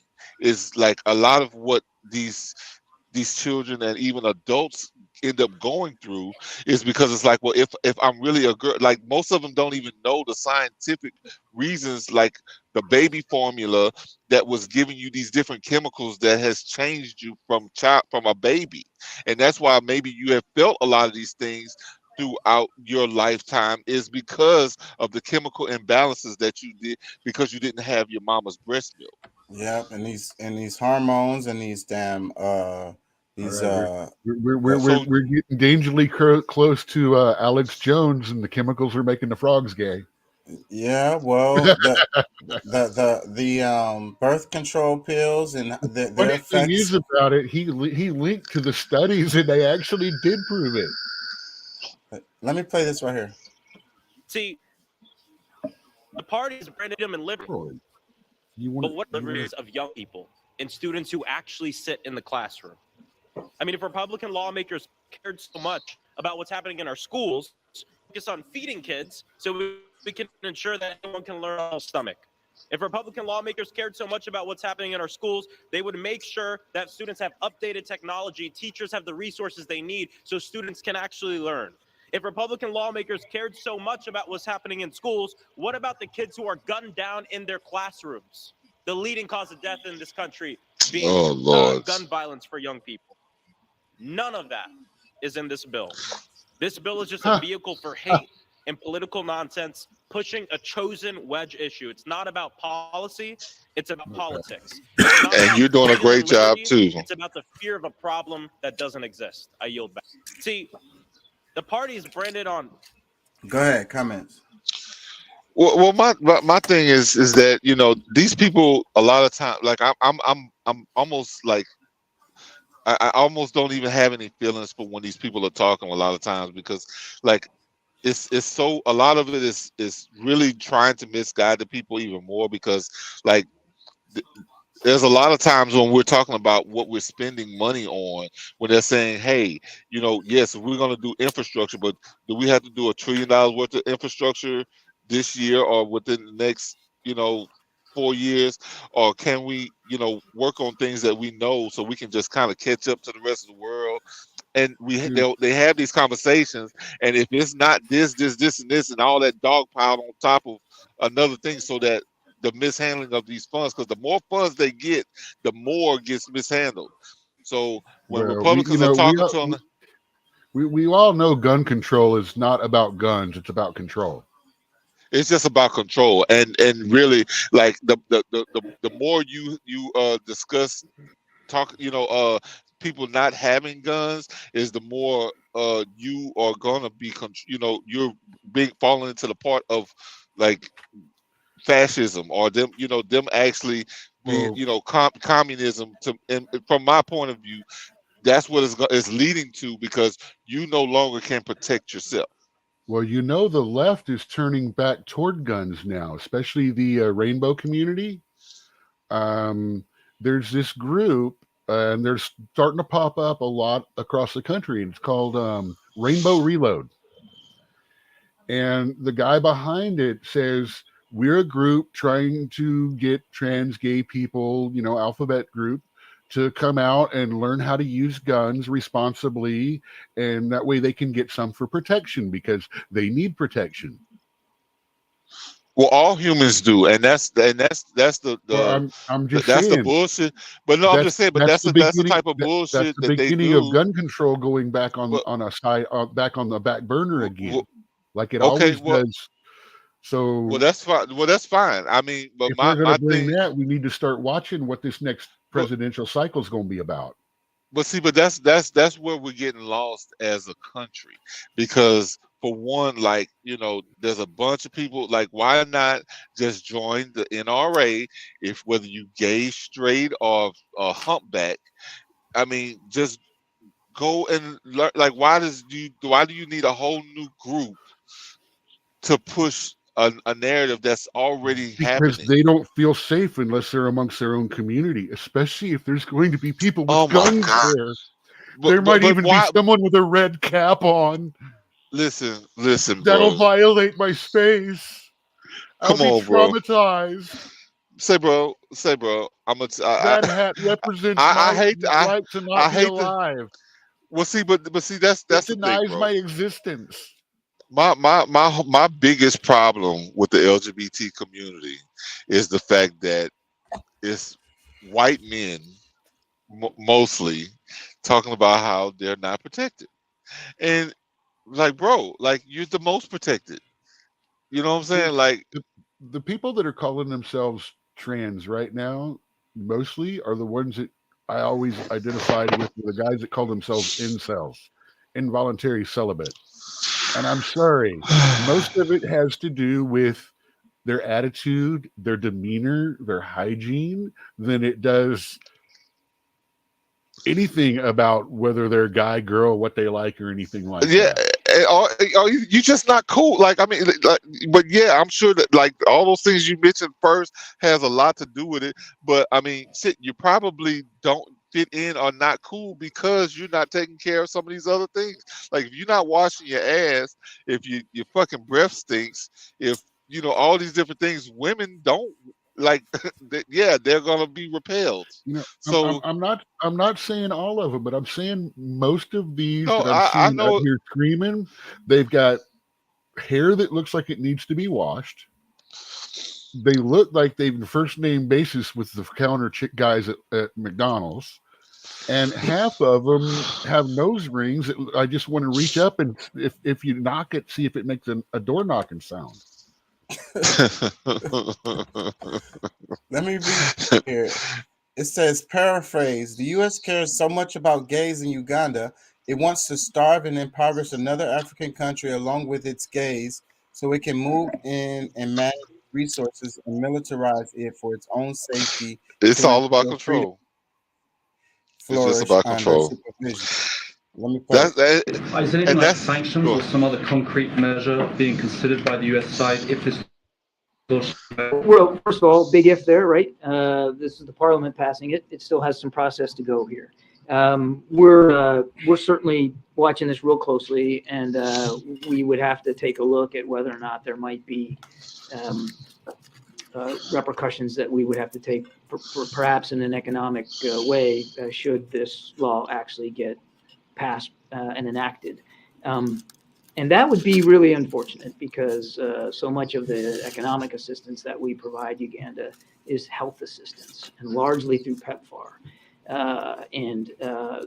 You can see a world in which a law like this, should it be enacted, would not only, as Karine rightly said, just be devastating to a whole community of people inside Uganda, but if it were to have any kind of an effect on our economic assistance, that would only make that worse. So we'll have to take a look. No decisions. We're watching this very, very closely. We'll see. It won't pass, and we won't have to do anything. Is anything like? Well, let me say this. There's been some confusion about the law. The law is saying that they're going to put them life in prison for proclaiming that they're gay, or saying that they're gay. They can get arrested and put in prison for life. Some of the stories I've been seeing is saying that they're going to kill them, or that they're going to be a death penalty or whatever. But that's not what the law says. Well, see, in Uganda, yeah, because see, the Ugandan law just recently changed because of the way that the U.S. is trying to handle them with funds and this, that, and the others. Like, they're like, look, this is not something that we're promoting here. This is not what our country is about, blah, blah, blah. And because, I mean, there's potentially gay people there, I'm assuming, but I don't know for certain. But however, the people that's there that are gay, they are now, and I mean, like, this is going to be based on government, their decisions on how they want to handle it. But like, why are you pushing this thing on a country that doesn't want it? That's a sovereign country. They can do what they choose. And the gay people that's been living there, if there are any, has been doing okay or just fine as far as we can see. Or they moved to the United States. A lot of people, if they don't like it in the country they are, they have the right to move to somewhere else and do their thing. You can't force this on a government to accept it as the number one thing, and we can almost kind of see results of our own country, why it's probably not the best thing to make at the forefront of who you are as a country. But hey, we've already kind of taken a stab on that, because I think that most gay people still, regardless of our laws, if they're gay, they're gay. You know what I'm saying? It's just, we're making a big deal out of something and trying to force other people and rejecting humanitarian aid if they don't go full blown with this ideology the same way that the United States has. And that's insane.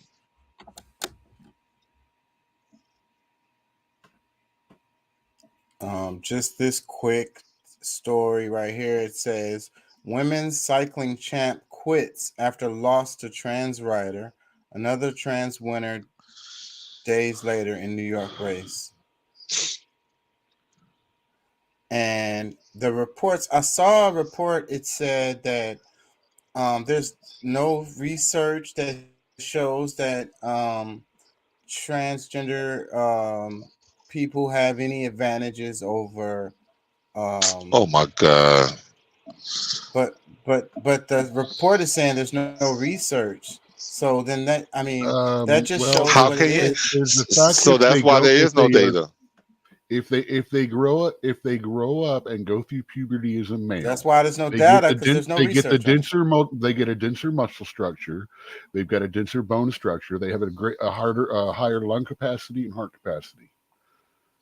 So yes, those are all scientific facts of male versus female puberty. Well, no matter how much estrogen you put in that body afterwards, you still have those developmental advantages.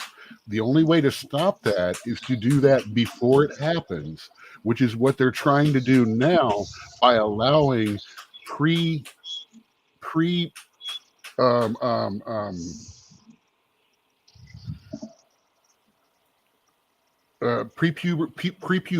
kids to start hormones to transition, so they never have to go through the stigma of developing in the wrong body. Bro, trust me, it's hard to say that without losing my mind. I'm gonna just be quiet, because I'm not gonna say I gotta the right take that thing. hat off, man. I just got real hot. Dude, I'm It serious. is, yeah, it's insane, bro. Like, It's child abuse to me. Yes. And I think anybody who really supports this is really misinformed or ill-informed. Yes.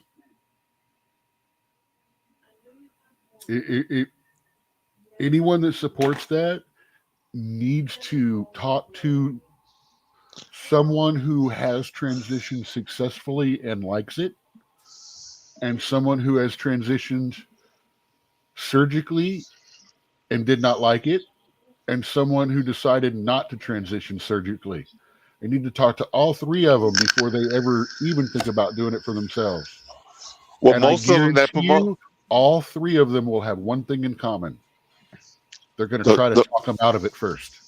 Yeah, the majority doesn't even do the full, especially like from what I see, the people who are promoting it that might dress differently, but they haven't done any kind of surgery, but they want, the bottom surgery. Hey, man, if they're trying to maintain and actually be the gender they feel like and don't have the bottom surgery, I get it. That is some serious, that is just as bad as having an organ transplant. From that time on, from the rest of their lives, there are heavy medications, anti-rejection meds, all that kind of stuff that is going to have to factor into the rest of their life. And this stuff is strong, and it shortens your lifespan. Yeah. So, but overall, the best of both worlds I too. think that's. Now, see, that's where we're getting into the. I'm sorry there's a difference between a man in a dress and a beaver with a cleaver. Let's move on. This one is. He It says, "I says don't want to touch President. that." Yeah. President Putin has been invited to the BRICS summit in South Africa despite the ICC arrest warrant. Russian President Vladimir Putin is invited to the BRICS summit in South Africa despite an arrest warrant issued by the International Criminal Court, according to South African Foreign Minister Naledi Pandor. According to her, the Russian leader is expected at the summit, which will be held in August, although the ICC warrant is some cause for concern. In the past, I've repeatedly pointed out double standards in the world problems. There are many other countries involved in the conflicts, but the ICC would never be interested in any of them. And Okay. the whole thing, South Iran, Africa is not a member of the ICC. Neither is the United States. right? And the thing with the BRICS is what's really important with this, because The trick with the here is Iran he can get and kidnapped. Saudi, Go ahead. Go ahead. Go ahead. Iran and Saudi Arabia could be in added to the BRICS. They will. And because of the peace deal that happened, and this block that's forming that's not going to need the United States in any way, shape, or form. And then you got Africa who's getting closer to this thing too. See, our I biggest have a concern clip. should be that Saudi Arabia is getting in on all this. Bro, Yes, They, man, they're all they oil don't producing care. countries. All they care is how we're going to make the most money. Saudi Arabia doesn't care if someone else becomes Putin a is world well- power. They've got nukes. They got sand. They got more oil than we're going to need for 1,000 years. And they've got enough gold that if they get much more, it's going to start swinging the planet lopsided. Let me play that may this. be true. ICC, Putin is welcomed here. And no trusting. If you go and fetch Putin from the airport to his meeting, he will finish all his meetings, we'll take him back to the airport. We're not going to be told by these hypocrites of the International Criminal Court who are the real Thank you. violators of human rights, who know the murderers of this world. That former Prime Minister of Tony Blair admitted that they made a horrible mistake when it comes to Saddam Hussein. They've not been charged today. Bush is still there. They've not been charged till to date. And then Obama killed Gaddafi. And then nothing has happened. We're here today with Libya being destroyed and unable to recover because of America. We know very well that when to get involved, those are terrorists. We know very well where the US says we're going in to install peace. That place will never know peace as long as America has visited that place. So we don't want ICC's hypocrisy play in our country. President Putin is welcomed. We know our friends. We know the people who liberated us. We know the people who supported us. In Kutukonaval, the weapons that were used in Kutukonaval that led to the liberation of South Africa were coming from Russia. Russia supplied us with weapons in Kutukonaval. Cuba supplied us with soldiers. MK was drunk. Speak. I see. Comment. Well, my Got whole another thing. post on this.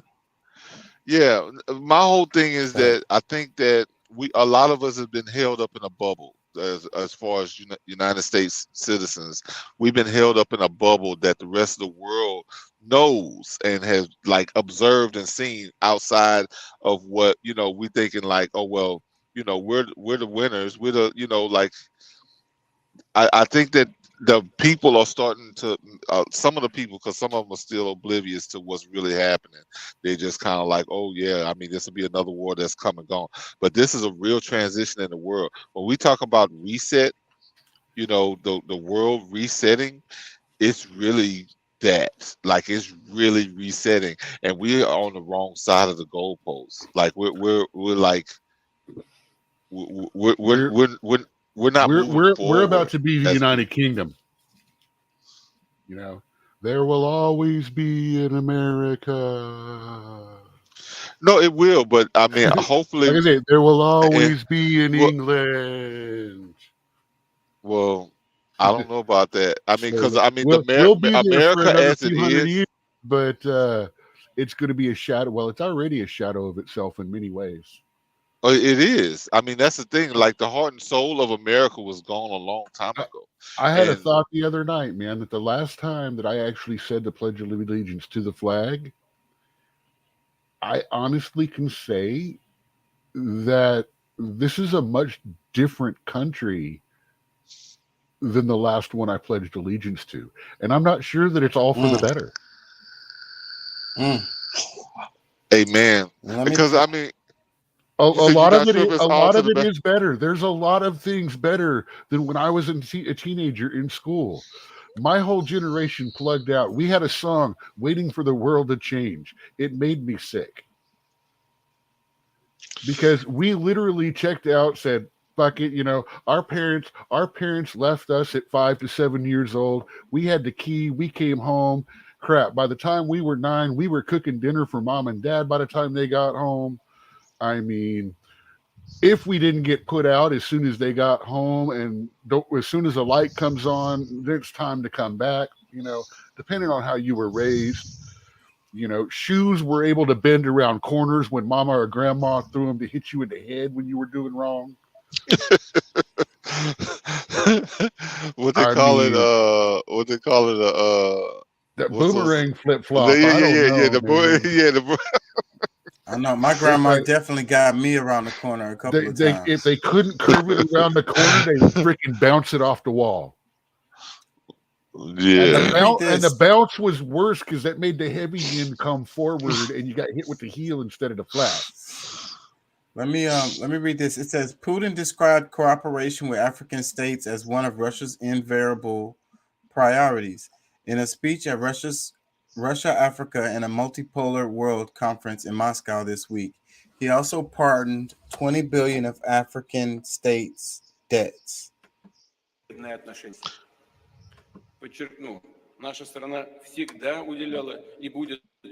says, let me emphasize that our country has always paid and will continue to pay priority attention to cooperation with African states.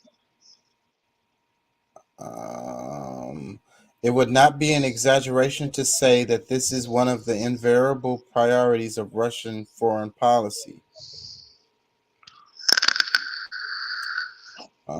Since the time of the heroic struggle of the peoples of Africa for their independence, it is well known how significant support the Soviet Union once rendered to the peoples of Africa in the struggle against colonialism, racism, and apartheid, how it helped many African states to gain and protect their sovereignty. Mm-hmm. See, and that it consistently supported the formation. Let me finish reading it. It says it consistently supported the formation of the statehood, the strengthening of defensive capability, the creation of the foundations of the national economy, and the training of the personnel. It's not that long. Let me read some more. The construction by Soviet specialists of Africa's largest Aswan hydroelectric power station was once a symbol of such cooperation. The Russian Federation today continues to follow the line of support and assistance to the continent. I would like to note that African states are constantly increasing their weight and role in world affairs and are asserting themselves more and more confidently in politics and the economy. We are convinced that Africa will become one of the leaders in the emerging new multipolar world order. All Okay. the objectives, prerequisites are there for this. Whoever that's wrote it. this is not the same guy that wrote the State of the Union, the one that I was reading. Okay. I mean, I don't know if he actually wrote both of them, but whoever wrote this speech for him is not the same person that wrote the State of the Union, the speech that he gave. The language, the meter, it's way different. Well, we also got, this is stuff that's being translated. No, I understand that. We were reading the translation and this translation, and like I said, that the meter was different. The way the language that was being used was different. The temperament. It seemed like the other one he wrote, maybe. I think he had a lot of involvement in his State of the Union, or he felt more passionate about it. And this feels more like someone wrote him a state address to read. Hi, Fred. Yeah. Well, I'm not really sure. Yeah. Well, my whole outlook on this situation is like America has played its cards, and they're not getting a new hand, because like everything that they've done up to this point has kind of pushed them out of the world view as far as the large players. Yes, they can still manipulate a bunch of smaller. We are literally succumbing to the exact same tactics that we used to break up the Soviet Union in the first place. Yes. And 1000%. An unending war in the Middle East that has been going on for over 10,000 years. And we're dragging Europe. One that we never belonged into it. Oh, they've been drugged both ways. They've been drugged both ways. Europe is on their own. I'm talking about us. United States. I know. They are on their own. They just hadn't realized it yet. Let me read this. We got Russia involved in Afghanistan and all that, kept them involved. They left. We broke them with the Star Wars program. They left. They couldn't hold up. They broke because they literally went broke. And then all of a sudden, here we are in the middle of that, which we're now fighting in the middle of that stuff with against the tanks and arms and stuff that was left behind by Russia, kind of like we just did. I mean, the Taliban, I'm surprised they didn't get on the news and go, thank you, American taxpayers, for funding the next 10 years of our jihad. You know what I'm saying? Say, bro, it's horrible, bro. Like people, like I think, like a lot of us have not really realized how detrimental these moves have been made. And when the Republicans are, not that they're any better actors, but I'm saying like in basic day-to-day interaction with each other, and they're talking about the budget and what might be a better plan to run these things. Like they should have been listening to each other instead of just trying to. The agenda is too. Go ahead. We're in a 4th generation war with our own people. While Russia and China are in a 5th generational war with us. Wow. I mean, and if you had read the 4th and 5th generational warfare, you'd know what I was talking about. I've been saying this for years. It's no longer a battlefield. So we're sitting here trying to play checkers on the battlegrounds and key infrastructures. Meanwhile, they're past this turning your own people against you to get control of your government. They've got controls of their government. They've been manipulating the world against us for as long as we've spent the last 20 years manipulating our own people against each other.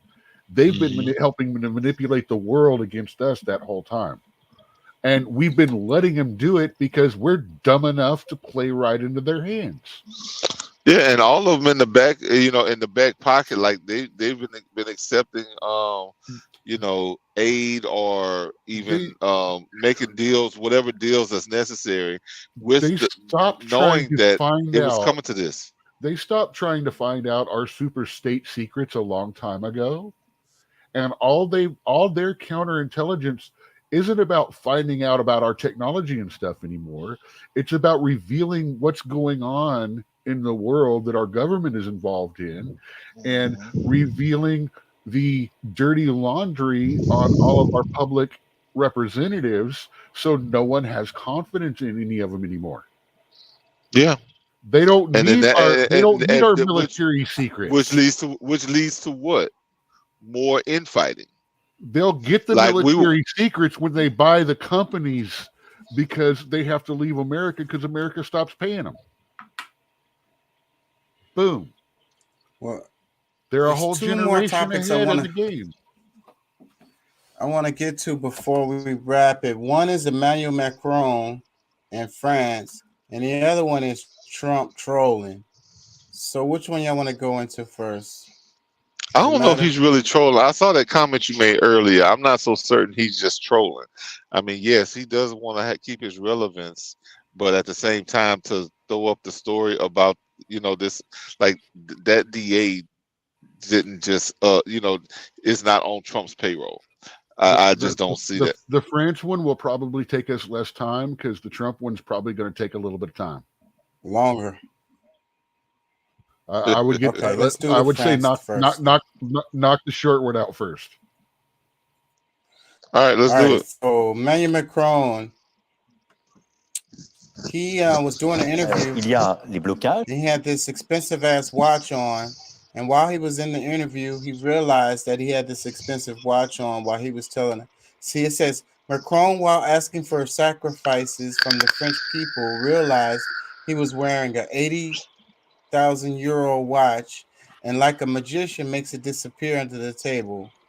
So this is that clip. Let me play it.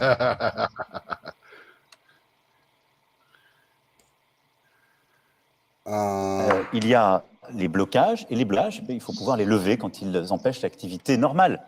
Et c'est pourquoi d'ailleurs, c'est pourquoi le gouvernement d'essayer au maximum de négocier et de réquisitionner. Ce que nous avons fait sur les ordures ménagères, par exemple, dans certaines grandes villes. So that's just a clip of it.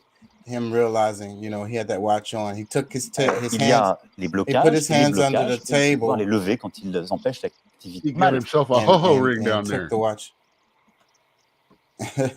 And he took the watch off. Let me ask y'all. Let me ask y'all this. That's great. Look, I got a question for you guys.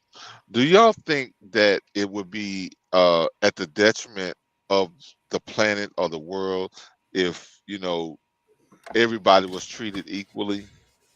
Like, let's just say, like, as far as finances, like, would the world still move the way it does if they didn't have poor people and rich people, and like the dynamics that we live under now? Like, a janitor makes $100K a year. Yeah, I think that the low bar could be lifted, but yes, there will always be a dynamic of economics based, if nothing else, on who is willing to do and sacrifice and risk more than others, and sometimes just who the frick is luckier. Yeah, and I can't disagree with that. But back to the Emmanuel Macron thing, he's telling these people to sacrifice, to work a couple years longer because we don't have the money for the pensions and all of this. Meanwhile, he's flaunting his wealth. So that's the issue with this, the hypocrisy. Remember, the French were the ones that invented the guillotine. Yeah, so he's in danger, and that's where they have a way of showing their displeasure towards the upper class. And that's the direction I'm going in with this. Let me play That's the this direction clip. the whole freaking world's heading. Check this out. This is a clip of military officers taking their but they're joining the protest. You got the cops that took off their masks and they're walking with the protesters. This is in France.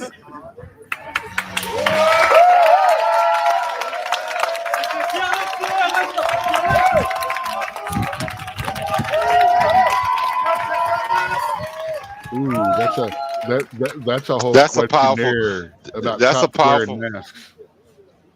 Well, that's a powerful move as far as I'm concerned, because I think that some of these offices, because they're supposedly connected to the government and they're above the rest of the people, like you're not. Like they don't pay you. They might pay you decent, but they haven't really given you you're not seeing the same benefits that the people who are still instructing you to do what you're doing, like you're still not on their level. So you're still screwing. Off-duty police should be able to join protesters, just maybe not with their arms. And well, no, in uniform, but not with their sidearms. Well, I don't care if they do what they sidearms. Well, yeah, all the rest of them are not. Go. Look, check it. It says French protesters are burning down city halls. Similar footage in Syria, Iran, Russia, or China would have been broadcasted 24/7 on Western media with calls for regime change and military intervention. No, the because hypocrisy. We wouldn't have seen that coming out of China. If they're burning down city halls, they're already shooting the crowd. That stuff ain't going to come out of China. That was already proven during the early parts of the lockdown. The lockdown. Well, they killed the internet though. They turned off the internet, so we wouldn't be able to see anything anyways. Exactly. But there was some turn up in China, but yeah, like you wouldn't see it. That's the whole point. Like China is not they're not allowing us to have that kind of intel information to know.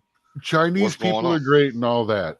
The Chinese government is not nice people at all. That's why I'm saying that's another reason I'm against Russian government. Russian government are not nice people. You could say the same thing about here in the United States. I would say that average American people aren't so horrible either. But our representatives are not representing actual people. Yes, but our governmental structure is intended to be nice. Their governmental structures are not intended to be nice. Yeah, the people know what it is in China.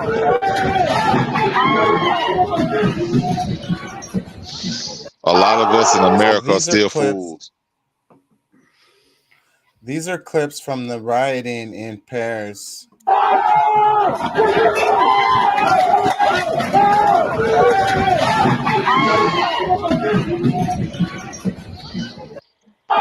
It looks like a movie, man. It's like a dystopian end of the world freaking thing going on over there. Maybe They're that's really why they turning don't. up. Maybe that's why they don't want 1984 in high schools. It's Here like it is. it's like the Anarchist Handbook. It's how to do this. Yeah, because I'm not familiar enough with that book to really know why they took it out, but it is actually a very difficult read, but it's worth it. That's where a lot of some of the terminology that we use today, like groupthink, comes from that. You know, they erase the monuments, the histories, and all of that, and all is left is the now. All is left is the state.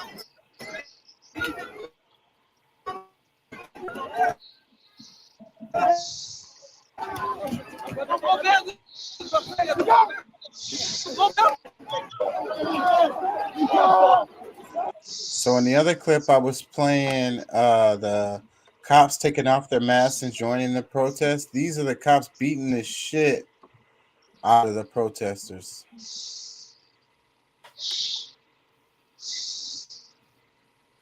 And this is in France. I think this is Paris.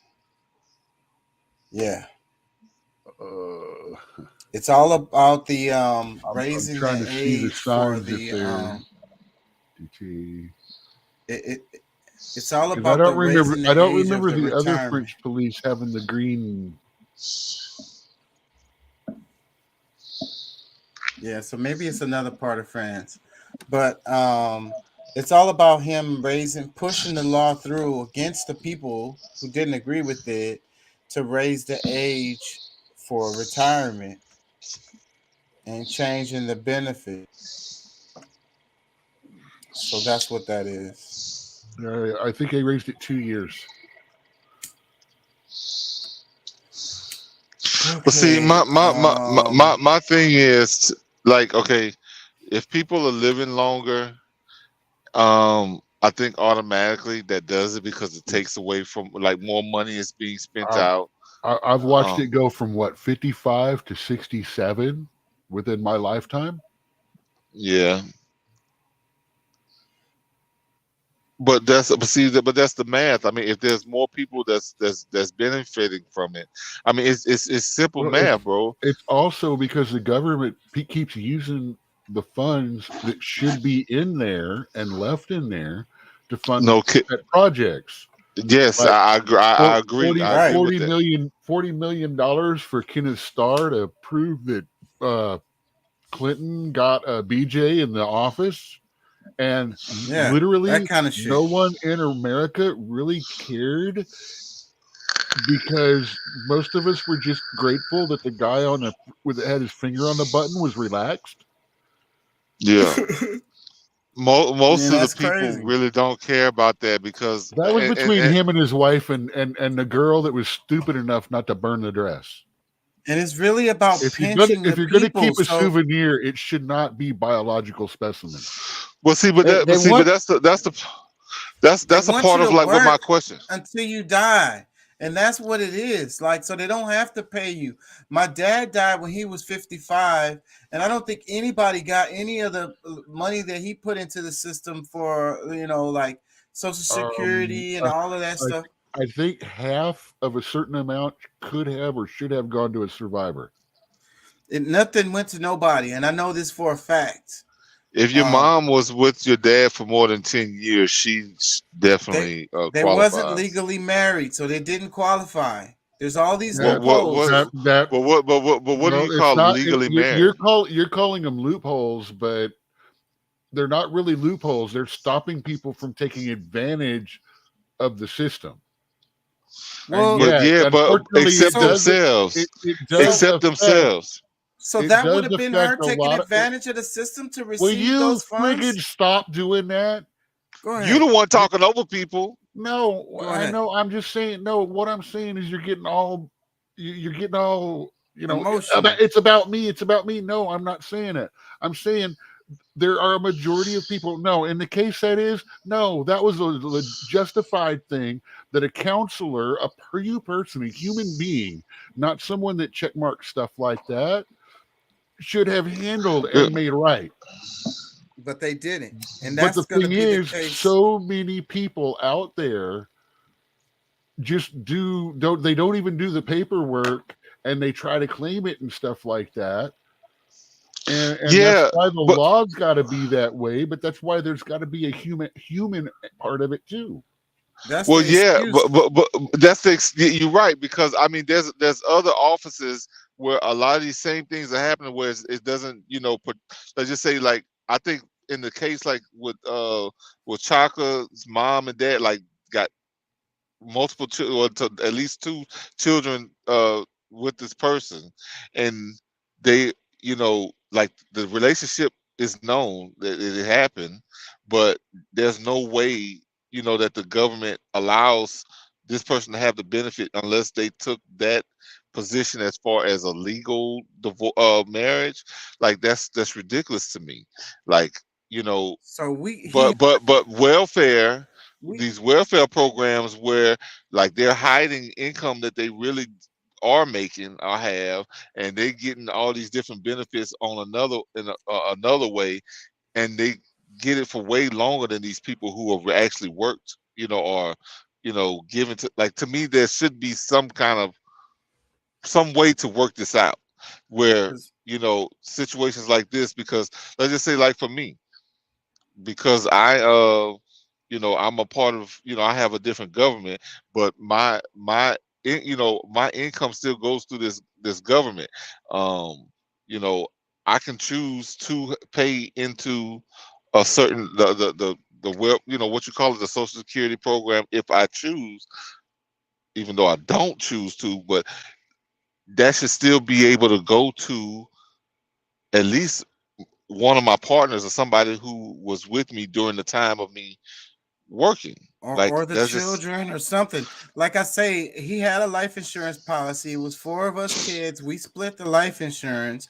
But as far as all the money he paid into the system, he was in the military also. Nobody got any kind of benefits at all from that. And that's what I'm saying. Yeah, see, if he had benefits, his spouse, or I think one designated kin should have been able to get that. But if he didn't have that filed, see, that's the way they get you, is if you don't have it filed. Oh, and I want to say one thing, guys. You guys seem to think that I'm going at you personally. I am not. I'm never. No. I'm not taking it personal. It's just that my thing is that sometimes when, you know, somebody's trying to express their point, yours ends up coming out over that person. So, you know, I mean, regardless of how messed up our point might be, you know, I think we should still have it. Yes, I'm working on that. And one quick topic was the U.S. launched airstrikes in Syria after drone kills U.S. worker. And the way that they're framing this in the news is like a U.S. Military guy, but this was an independent contractor, and the drones were not intended to strike these U.S. contractors. One U.S. contractor got killed. So, but then that gave the U.S. the excuse to do these drone strikes in Syria. So, if y'all didn't know, it's an active live fire war in Syria right now. Still, I did not know that. But I guess I guess that's kind of the same way when I'm reminded of, you know, what's happening between Israel and Palestine. So, but there's still things going on there as well, and other countries throughout, we'll just say Africa. You know, because I guess Syria, that would be considered MENA. That's the Middle Eastern, North African, I guess, alliances, or really a separation, shall I say? But either way, yeah, I mean that's sad, because I mean, honestly, I'll put for whatever reason when I heard for whatever reason, I was thinking that this whole thing that just happened, where Xi Jinping had these talks with you said Afghanistan and who was it? Not Saudi Arabia, was Saudi Arabia, and Saudi Arabia and Iran. Yeah, we cleared that up earlier. Yeah, well, because somebody's mentioning peace in the Middle East, where if that's happening with Syria, then that means it's really not, you know, total peace in that region. You know, so I mean, you got the Palestinian thing going on, and you got the Syria thing going on. Yes, but you know, it's getting better if you got that, you know, the peace brokered between Iran and Saudi Arabia, because those are big, huge players in the region. Yeah, big dogs. So, Yeah.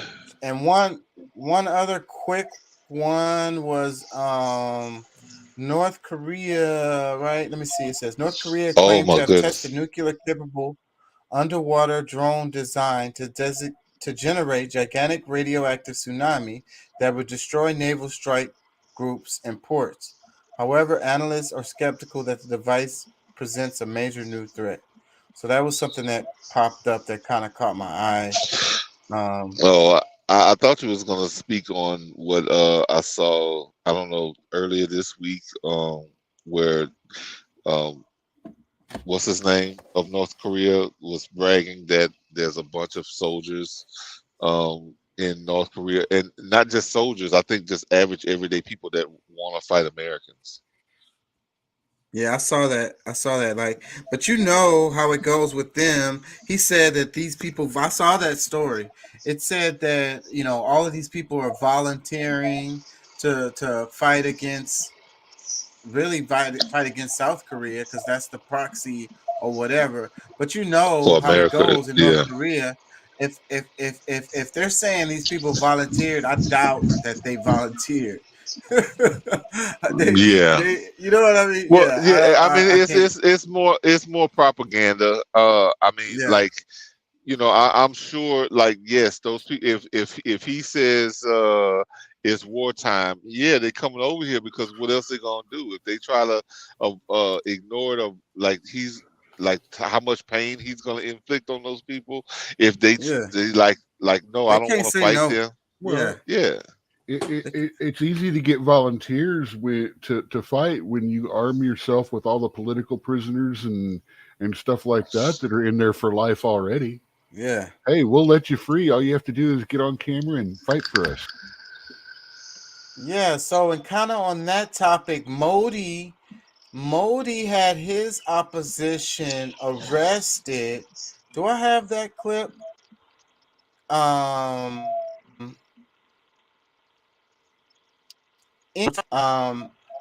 He had, because the guy said comment. He said people who have the disability tend to be criminals or something like that. So because he said that, that guy is locked up, and he was gonna run against Modi in the election. So then that's just another way that these things are going. So there's no opposition party. And one of the comments they were saying, like,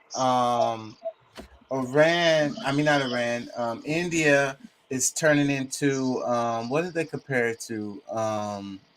Damn it, another country, I can't think of it, but with no opposition, basically, and this is how they do it with the politics. I saw another story where it was so that Nigeria has I really wanted to cover this, but Nigeria had an election recently, and it's a whole bunch of craziness going on related to that. And so some people got in trouble and got arrested, and these people were people that were going to run for office too. And I was saying that just looks suspicious, that you have this election going on, and then all of a sudden the opposition people are getting arrested. Whether they did something or not, I don't know, but I'm just saying it looks really fishy on the surface. Yeah. Point to that tomorrow, because I have a bunch of clips on that. But let's do Trump right quick, because I'm gonna have to wrap this soon. Second straight day, grand jury proceedings were canceled today.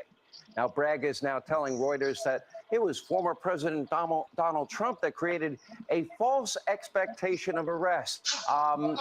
It was never actually going to happen, according to Bragg, it seems. Really, after a multi-year investigation, the formation of a grand jury, the DA's meeting with law enforcement to coordinate an impending arrest of a former president, and we're supposed to believe that somehow Donald Trump created the false expectation of arrest.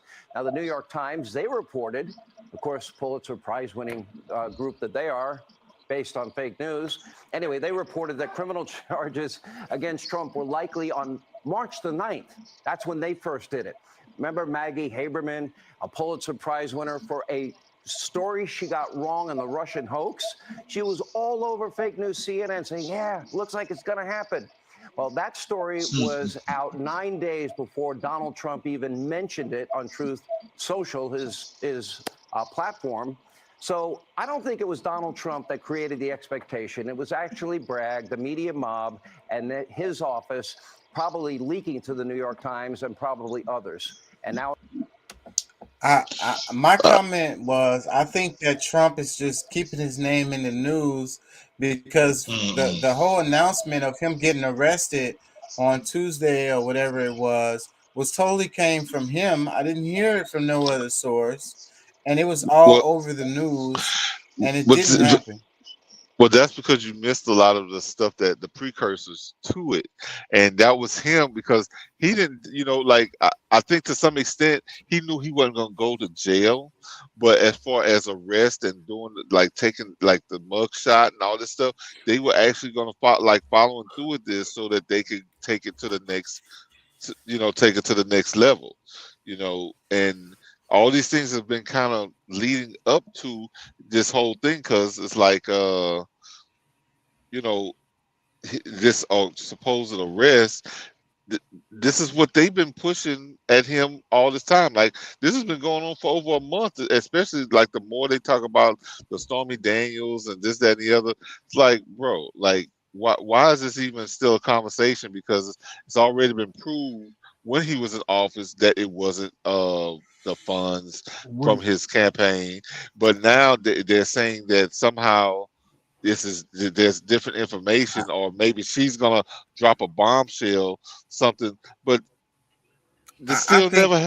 I think Trump is smarter than he appears in his ability to use the media and get free publicity. Okay, because he definitely is smarter than that. But you did notice that he pointed out that days before he put that tweet out, or that Truth Social media out, New York Post already said that indictments were likely. Indictments were coming.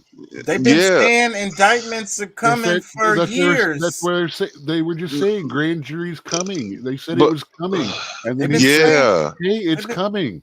They've been saying that for years. But listen, but we're talking about the current. We're talking about the current events. We're not going. They said they were going to go after him. He said, "Hey, they're going to come after me." That's what I just saw that thing said. Yeah. Well, I know that's what the Fox News angle was, but that's not what I'm saying. And it's like, did y'all see the 6ix9ine thing? It's been all over the media. I'm not gonna really cover it, but supposedly he got beat up at his LA Fitness, and it was recorded, and 6ix9ine, the rapper, and his colorful car was parked right up front, and the video looks real. It looks like he really got beat up or whatever, but I don't think so. I think that he's pulling a what was the guy who said they beat me up because I was gay or whatever, and it came out that it was all not Jesse Smollett. Smollett, yeah. There's another round of that all going on that happened again a little not too long ago. Yeah, so I think that 6ix9ine like in the last week. I'll tell you the truth.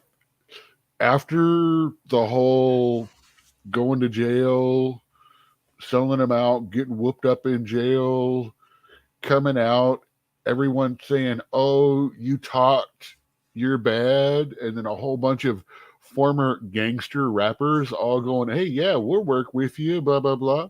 I don't want to follow him anymore. Too much of that whole game that I thought had some credibility is now just, man. I don't think there's any credibility. We were trying to suspend our disbelief to make us feel better. I don't think there's any credibility. I think that this guy is really good at using the media to, no publicity is bad publicity. It all works for him. It keeps his name. I just wish he made better music. His shit sucks, but this is how he makes money. This is how he sells his music. This is how he sells whatever he sells. is by keeping his name in the news. And that the reason why I'm mentioning him is because I think that this is the same playbook that Trump is using. Dude, he invented this playbook. That's what I'm saying. He has chapters in this playbook that you don't even realize he's written yet. I mean, the man was on WWE. He body slammed somebody on camera. That's what I'm saying. He is. I really want to call 44 our first celebrity hero or celebrity president. Well, no, actually, Ronnie Reagan was our first celebrity president. Yeah, but Ronald Reagan wasn't. Maybe even JFK, bro. Like, Go ahead. But neither one of them was as good as Trump is at using the media. You know, the Trump name. Well, see, that's because up until what, Clinton era ish, a little before maybe, the media actually was still the media. They were trying to inform us and let us draw an opinion. Yeah, I mean, it's all entertainment now. That's the difference. When was... Fox bowed to the FCC, I'll be right back, because they came out with The Simpsons and Married with Children, Al Bundy and all that. Yeah, Fox. And they got threatened, unless you tell the people what we want you to tell them, we're going to pull your FCC because we're going to violate you on almost every single show you have. That was the big thing back then. That's why Fox went from being the one compliant with the government to now being the one that's counterpoint. They're still compliant with the government. They're just offering the government-approved counterpoints. Yeah, if you understand that. No, I get it, and I very much see that, and it's just like, okay, without someone saying, "Oh no, this isn't right," then all the rest of them won't be believed at all. But since they've got Fox going, "Oh no, this isn't true. Let us show you this. Let us show you this." Well, see, now you have doubt. You now have someone speaking, so now you actually have sides instead of just trying to say, "All of you believe what we tell you." Yeah. No, I get it, but it's ironic that, I mean, Fox is the only one that is owned privately, or they have their own separate board from these other companies that's programmed to tell you, because I think to some, everybody on the other side, they have to have the same. They speak the same words, terms, this, that, and the other. They pretty much are all identical except for Fox. So, I mean, I think that. But remember, it's still owned by Rupert Murdoch. I mean, when you ultimately get down to it. Well, I mean, I'm not saying that you need to believe what is said on Fox over everybody else, because I think all of it together, you actually using your brain to, what makes sense, what doesn't make sense, needs to happen regardless. But, absolutely. A matter of fact, that's one thing I think we all preach and agree on, is the fact that it's good to listen and pay attention to both sides. Exactly. Because that's how you learn what to research. Yeah. Because I mean, it doesn't matter which one side you pick, something's wrong. Mm-hmm. Yeah. And because it's wrong, you can believe one way or another. And if you believe one side wholly or the other, it creates what's called cognitive dissonance. That's that ringing in your head. That's that doubt in your heart. That's that doubt in your mind. No matter how right you are, something's wrong. You can't defend it, and you can't morally and you can't emotionally keep up with it. and Well, that see, causes stress. well, no, I was just gonna say that's why they sell people facts instead of truth, because the fact, like I tried to explain this once before, and just so the people understand, because I mean, we really need to get back to opening up a dictionary and seeing what these words actually mean. But Because what good is that when they literally change the they change the definition of gender you can't change etymology. three times in the last 4 years. I know, but see, the thing about it is they can't change etymology, the science of words, and the origins of words, and that's where the baseline of it is. But I mean, but still in all, you can change the definition, but it still doesn't change what the process of what they're doing. You can still kind of read through it if you have if you have the fundamentals of what these But things mean. how many people know basic Latin anymore? And if they do, it's going to be ecclesiastical and not and not actually. But really, archaic. that's what really matters, because overall, if we're going to consider ourselves humans, or are we considering ourselves subjects of the corporations? So I mean, it depends on where you stand, and most people who are going to take the time to study probably sits outside of just a regular citizen. Yeah, well, I had a little bit of Latin in high school. I did very badly at it, failed the course, but it is enough that when I'm sitting in class in biology, psychology, archaeology, history, when they throw these big words at me, I can sit down and break them down and go, okay, I understand that. I know where they're coming from. Yeah. And that's because the root words and all that. And that's because a lot of that doesn't change. Exactly.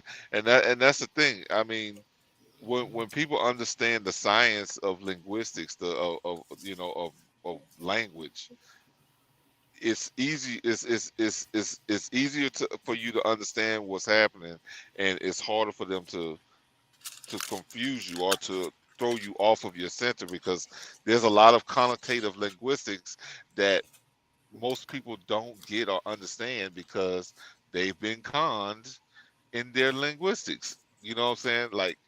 And that's the thing, we really got to take more responsibility in how we learn, and even teaching our own children, because schools are not really teaching them that science the same way that we might have learned it, or even how it was taught even before us.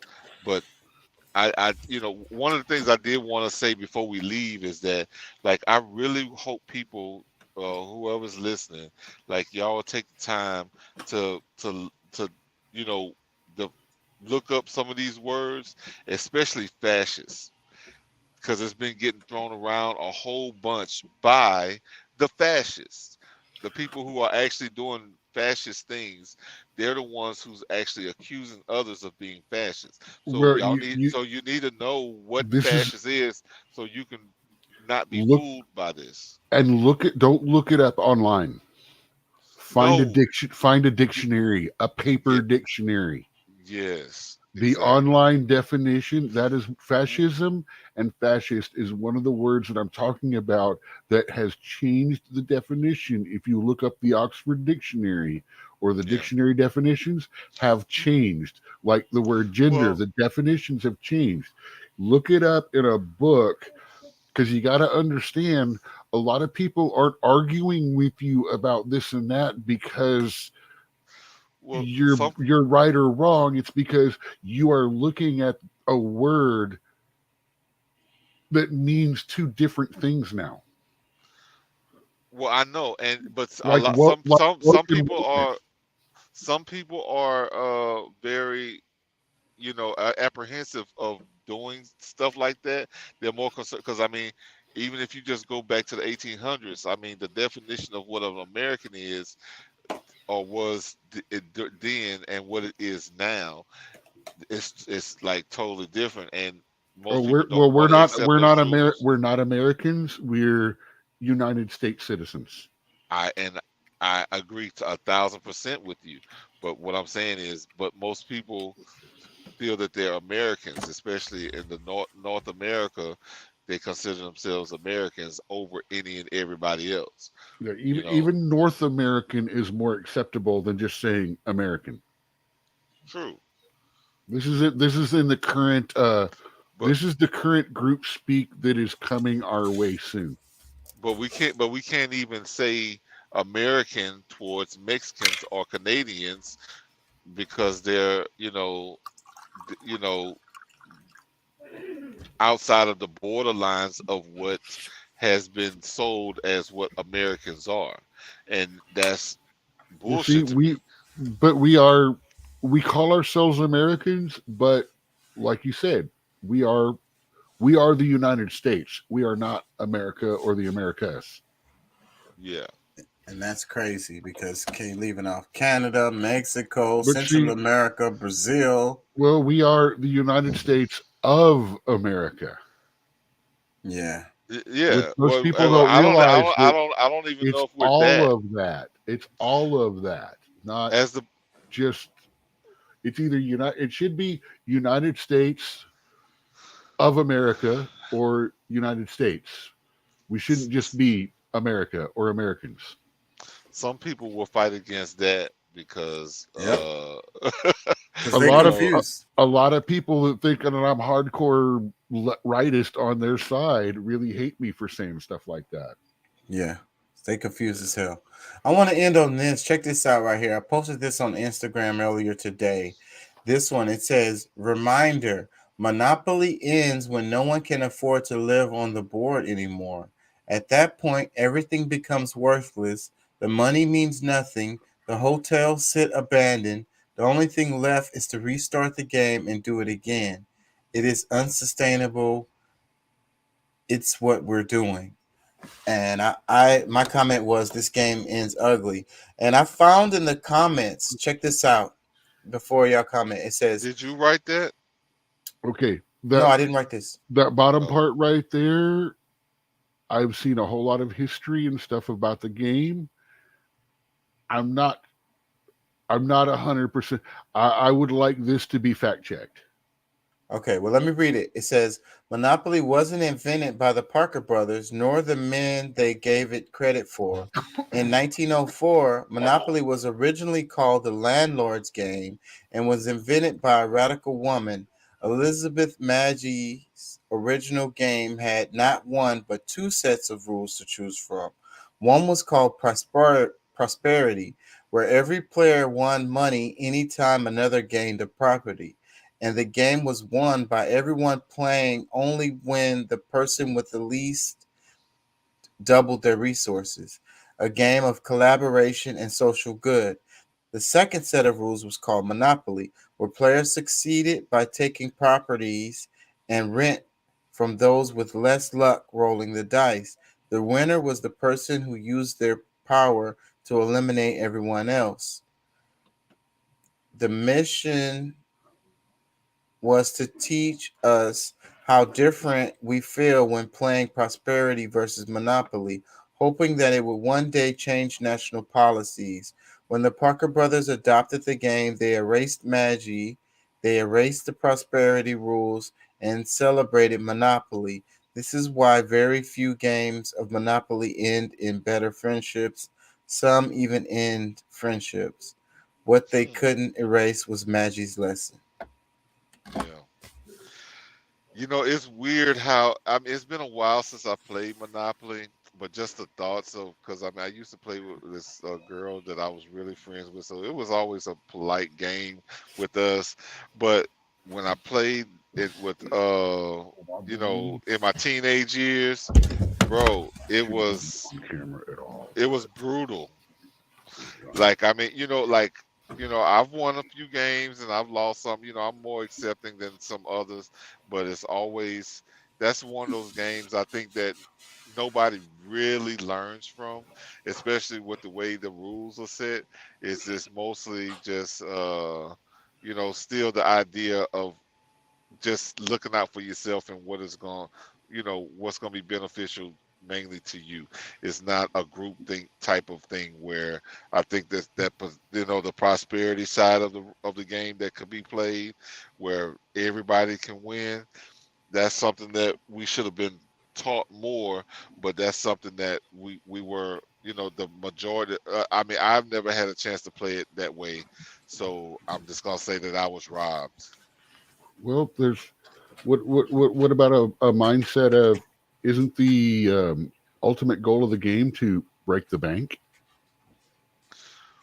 I don't think so. So everything, not even the bank has everything. No, I mean the bank is the one that ends up paying you, but the bank is really ultimately the government. Yeah, So, but they end up with nothing. Well, I don't know. I'm Well, not so sure about that. if you look at it that way, if you want to take another step beyond that, the bank has nothing, but the corporation, the oligarch, the one owner does. Yeah, because I think at some point it becomes both. Bill, Like the is it going to be corporation. So is it going to be the Bill bank. Gates? Is it going to be Elon Musk? Or is it going to be? Well, Branson seems to be out of the running, isn't he? Who? Virgin Mobile guy. Oh, I don't know. Well, see, that's what I'm saying. He's one of the guys that has a space program that's rich enough to have his own space program too. But see, whatchamacallit doesn't have his own space program. He's able to name the one that he's running. No, but he doesn't own it, or like he owns majority. He actually owns majority stock in it. Yes. Of SpaceX. Yes. Okay. Well, I'll say this because just like Branson doesn't really own Virgin Mobile, he just bought a bunch of companies that made it. Yeah, nobody owns their company. They just bought and built companies to do it. We need to stop doing that. He's still the guy that did it. Okay, well, no, what I'm saying, my whole point is, as much money as our tax money that goes into these operations, he does not truly own the majority. Like, in my opinion, that's my opinion. I feel like as much money as we put in, our tax money goes into. Okay, look at stock holdings versus stock options. No, I understand what you're saying.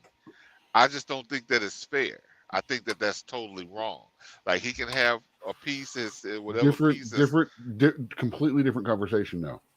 Oh, I hear you. But I'm on your side in the conversation you're talking about 100%. Yeah.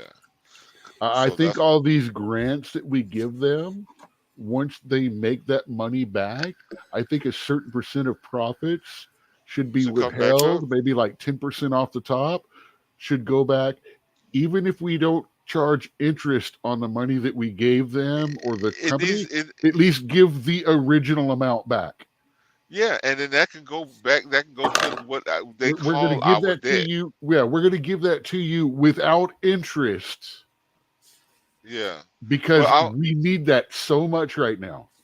Yeah, but you repay that money, that grant, that money that we gave you. You repay that when you make all that money back, and it goes back to whatever friggin' program we stole it from in the first place. Education. Infrastructure, all of that, healthcare. That's a whole nother battle that we have to have with the healthcare system before we can do that. Well, see, but that's the problem with our government, is that because they've been so willing to take side money, like because as long as their pockets are fine, the American people is not really the concern. And that's why, like, I'm so adamant about us taking more account for what's actually happening with, from local parish, like city, parish, state, and federal. When it comes to healthcare, there's a TikTok out there that something happened. I think it was a broken leg or a pull or something like that. It was $115,000 bill that they submitted to them. So they go, well, we don't have insurance. Well, hold on. Hold on a minute. Let us see what we can do. They came back with a $6,700 bill, I think it was. And that's why healthcare for all isn't affordable right now. Because the government's going to pay $115,000.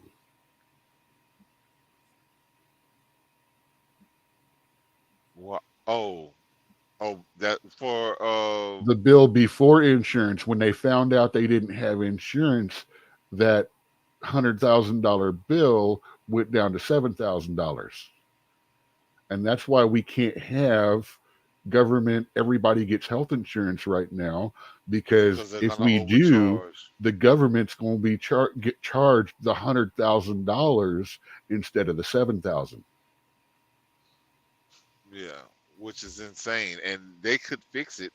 You know what I'm saying? Like the regulations on that can be done. It's just, they don't want to, bro. I am 100%. People say, "Oh, you don't want healthcare for all." It's like, yes, I do. One, it does not have to be an accounting service like my dad died to with the VA. Because if you want to see what public healthcare is going to look like, it's going to look like VA. Canada. Well, our healthcare is so good. Yeah, but to get certain tests and services, which are pretty common, there's a 6-month waiting list.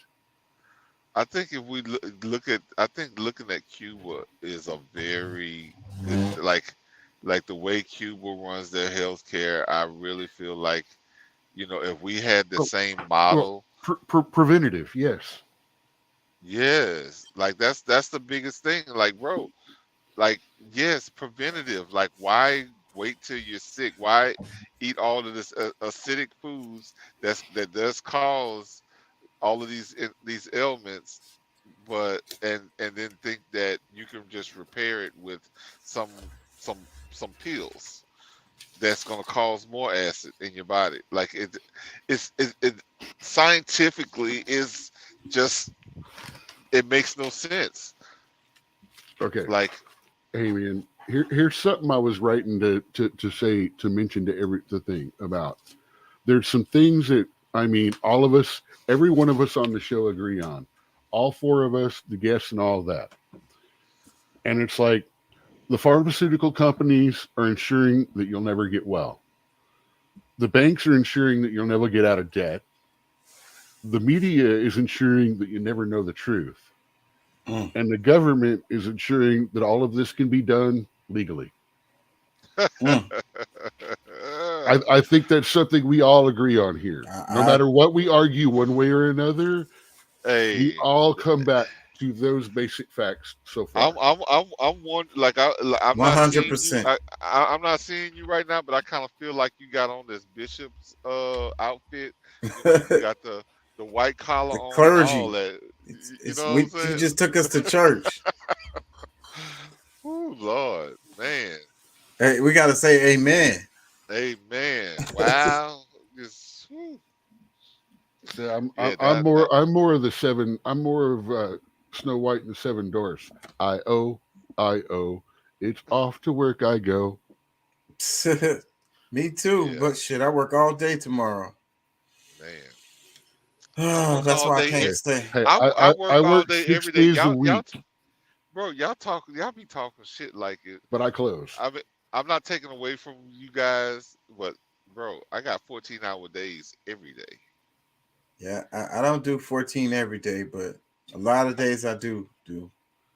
I might get usually do get a day off, but some weeks I don't. I couldn't. I tried to do that, and I was okay when I was with a small caravan of guys where we were driving and towing vans, buying them at the auction in Florida, and then driving them across and selling them in California, because I was with a group and we talked over the CB. I wasn't alone.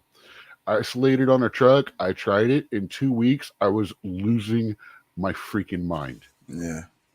So, and tomorrow I got to be to work at 10, and I'm liable to not get out of there until well after 11, and I may not get a break. So that'll be what my day is gonna be like tomorrow. Well, look, how many days do you do that? 3, 4? Yeah, like I don't. That's not every day. So yeah, maybe 4.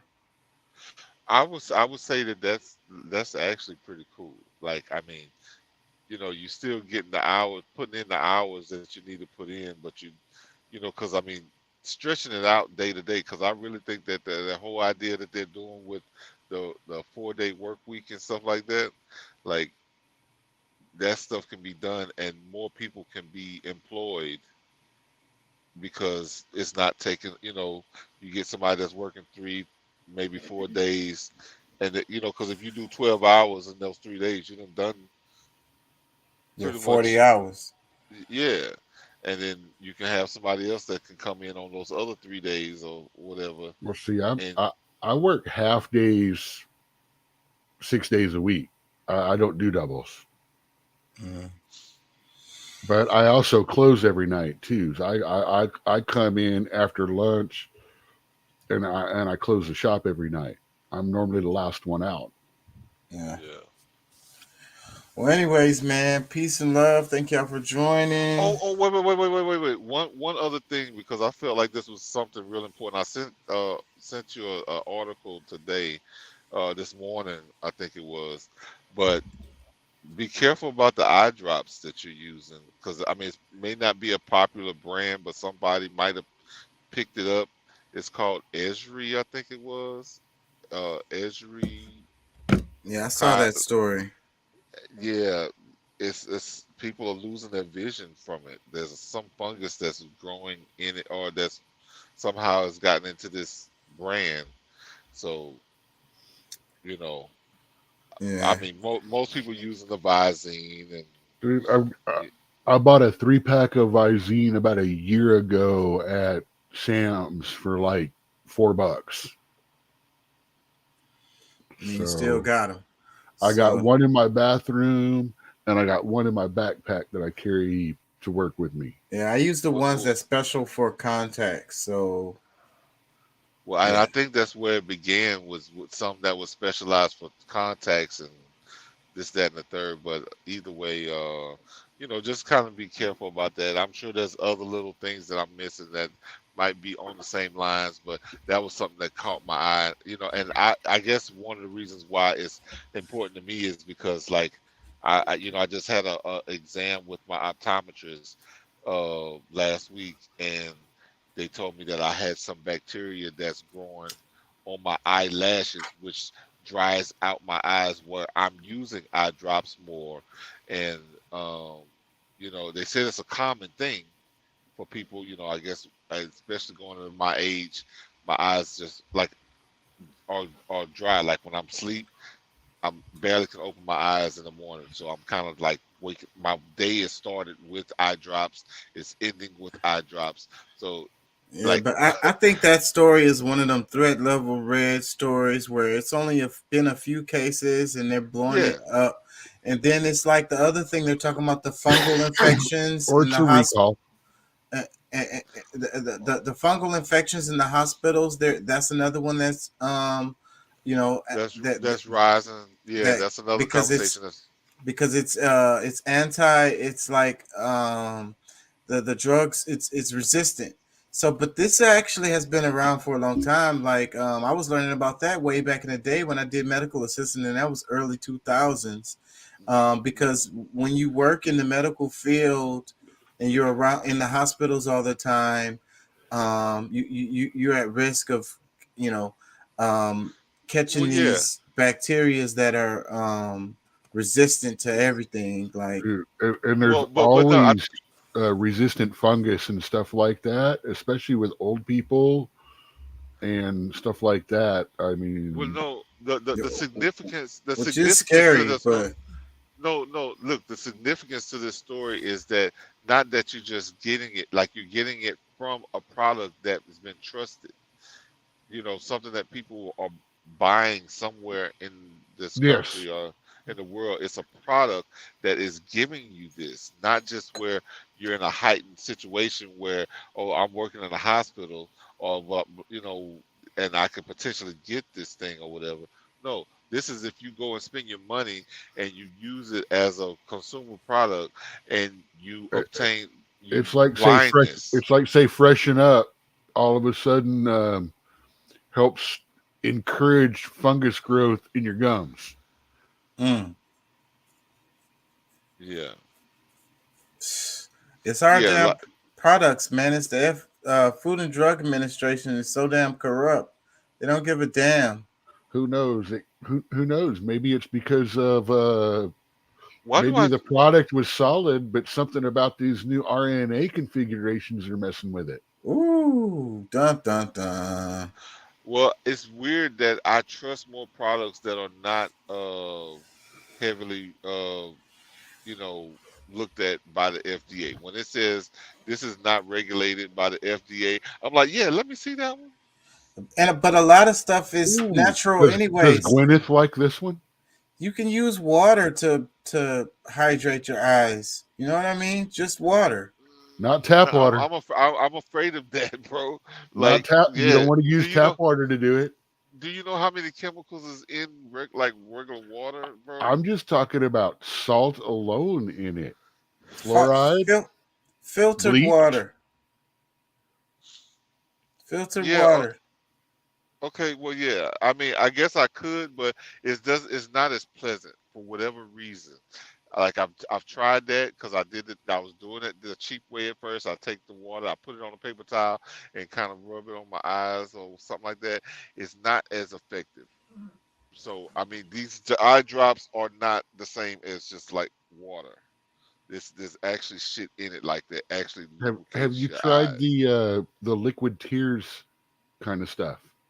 Well, and that's the thing that because I haven't, I couldn't find it because I mean it's kind of hard for me to find certain things out on the road, especially in like truck stops. They don't have all of the everything aisle. You actually have to go to a decent drugstore for those.